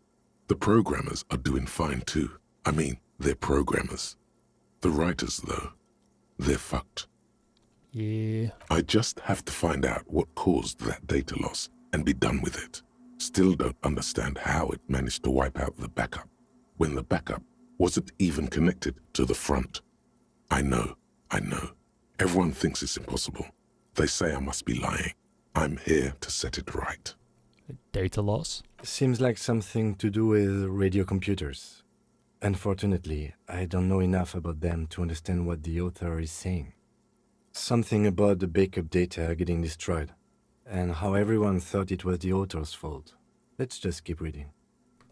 Okay, artists, programmers, Lexi. Who are all these people? I think these people worked in the radio computer games business. The one we saw in the Doom commercial area. They must be our former co-workers. 12th of February, 51. Brought some food from the grocery store. Apparently, there's a strike going on in the harbor. Definitely not happy to see the Martinez people again. Everything's now set up in the church. Going to start working tomorrow, 8 a.m. The strike. We are nearing the date of the murder. Keep reading. I'm interested now. I want to know what's that radio anomaly that sent this person here in the first place. Well, you shouldn't have been so cynical about this the whole time. Maybe I know why I'm looking into the things I'm looking into, Lieutenant Kitsuragi. He's been doubting me a lot today, but I think he's in a bit of a bad mood. He's been making a lot of comments pertaining to his own, as he perceives it, old age. 25th of February, 51. I've been sending data up to Lintel for a while now, trying to recreate the data loss, but nothing. Didn't even feel like logging in, the disappointment. But I did discover a curious audio-spatial anomaly at the back of the church. I've named it the Swallow. It swallows sound. Need to get some mics. Is she talking about? The lieutenant looks to his right, toward the silence. 28th of February, 51. Yes, the first recordings confirm that the Swallow is real, and I'm not just losing my mind. It's a pillar of silence, with a diameter of approximately 3 meters. Seems like the higher I go, the less I record. This might be a coincidence, or it could be connected to the data loss that led me here. The Pillar of Silence. She is talking about the silence. Is she suggesting it's more than just an architectural quirk? She is, but what could it be? The lieutenant doesn't answer. He follows your gaze, studying the basins. The water shines in them. No ripples. March 51. Some kind of young disco men have appeared next to the church. I've been trying to record the silence to find the epicenter, but now it turns out I've also been capturing the future of dance music, one neo-disco song over and over again. Fortunately, the song is so monotonous, I was able to devise an algorithm to factor it out. The other day, one of the disco men came in. Before I could even say hello, she got scared and left. Good, I don't want anyone distracting me from my work. That disco man must be a cell. Albert Einstein. A girl on the ice? Sounds like her, yes. March 51. I got a call from the repeater station. Someone has tried to access the radio computer in our old office in Martinez. Can't do anything about it. The storekeeper still doesn't want to let me inside the building. Thinks I'm part of some kind of curse. How Martinez of her. That's me. I was the one who broke into the radio computer. And the storekeeper must be Plaisance. I knew it wasn't a good idea to meddle with that machine. No. It was a great idea. You're learning things. This is how you learn things about machines. Yeah, I don't know why he's decided it's a bad idea. This is all very useful information. Even he's interested in it. March 51. A new 2-meter aux cable. Noodles. Crackers. Ping energy drinks. Water. Toothpaste. Gum. Also some canned air. Your reading is interrupted by the sound of the church door opening. A strange woman makes straight for the radio computer. My God! Damn, she's strutting. Look at that. What a braggadocious walk cycle. Breaking into my radio computer, I see. She glares at you as she holds down the off button for several seconds. The machine reboots. Yes, you are breaking in, but not into her radio computer. You're a master circuit bender. I am the Matrix. I do apologize for the intrusion, madame. We are with the RCM, you see. We're not breaking in. I'm pursuing a mysterious lead, searching for my lost identity. You won't find any answers from here. She barely looks up from the keyboard. You hear the machine whir back to life. It's just me and my computer, and it has been this way for weeks. Now please give me some room. I need 2 seconds to see that you haven't destroyed anything. We should talk to her after she has rebooted the machine. Then I guess we will. But we're not going to do it right now because I got to go. That's 3 hours and I am desperate to go for a wee. So I don't know what's going on with my bladder today. I'm worse than my cat. Make a hard save because I was worried that I'd actually lost progress last time, although seemingly it was not the case. If progress was lost, it has not been made back up, or I would have remembered upon, stumbling back across it. So if anything was lost, it is lost to time, but that's all good. Because I'm going to go get lost to time myself for a bit. I'll be back tomorrow. Good to put another 3 hours in Revachol. I love this place. It's got some issues. A lot of people here aren't doing very well. A lot of struggling, but we're helping, kind of, by fining people 250 Real for being crypto-fascists. Anyway, I'm gonna head off. Thanks for being here. I hope you're doing okay. I'll be back tomorrow. And if you're not seeing live or whatever, if you're somehow seeing this on a VOD, there's tons of VODs. Go crazy. I'll be back. Look after yourself.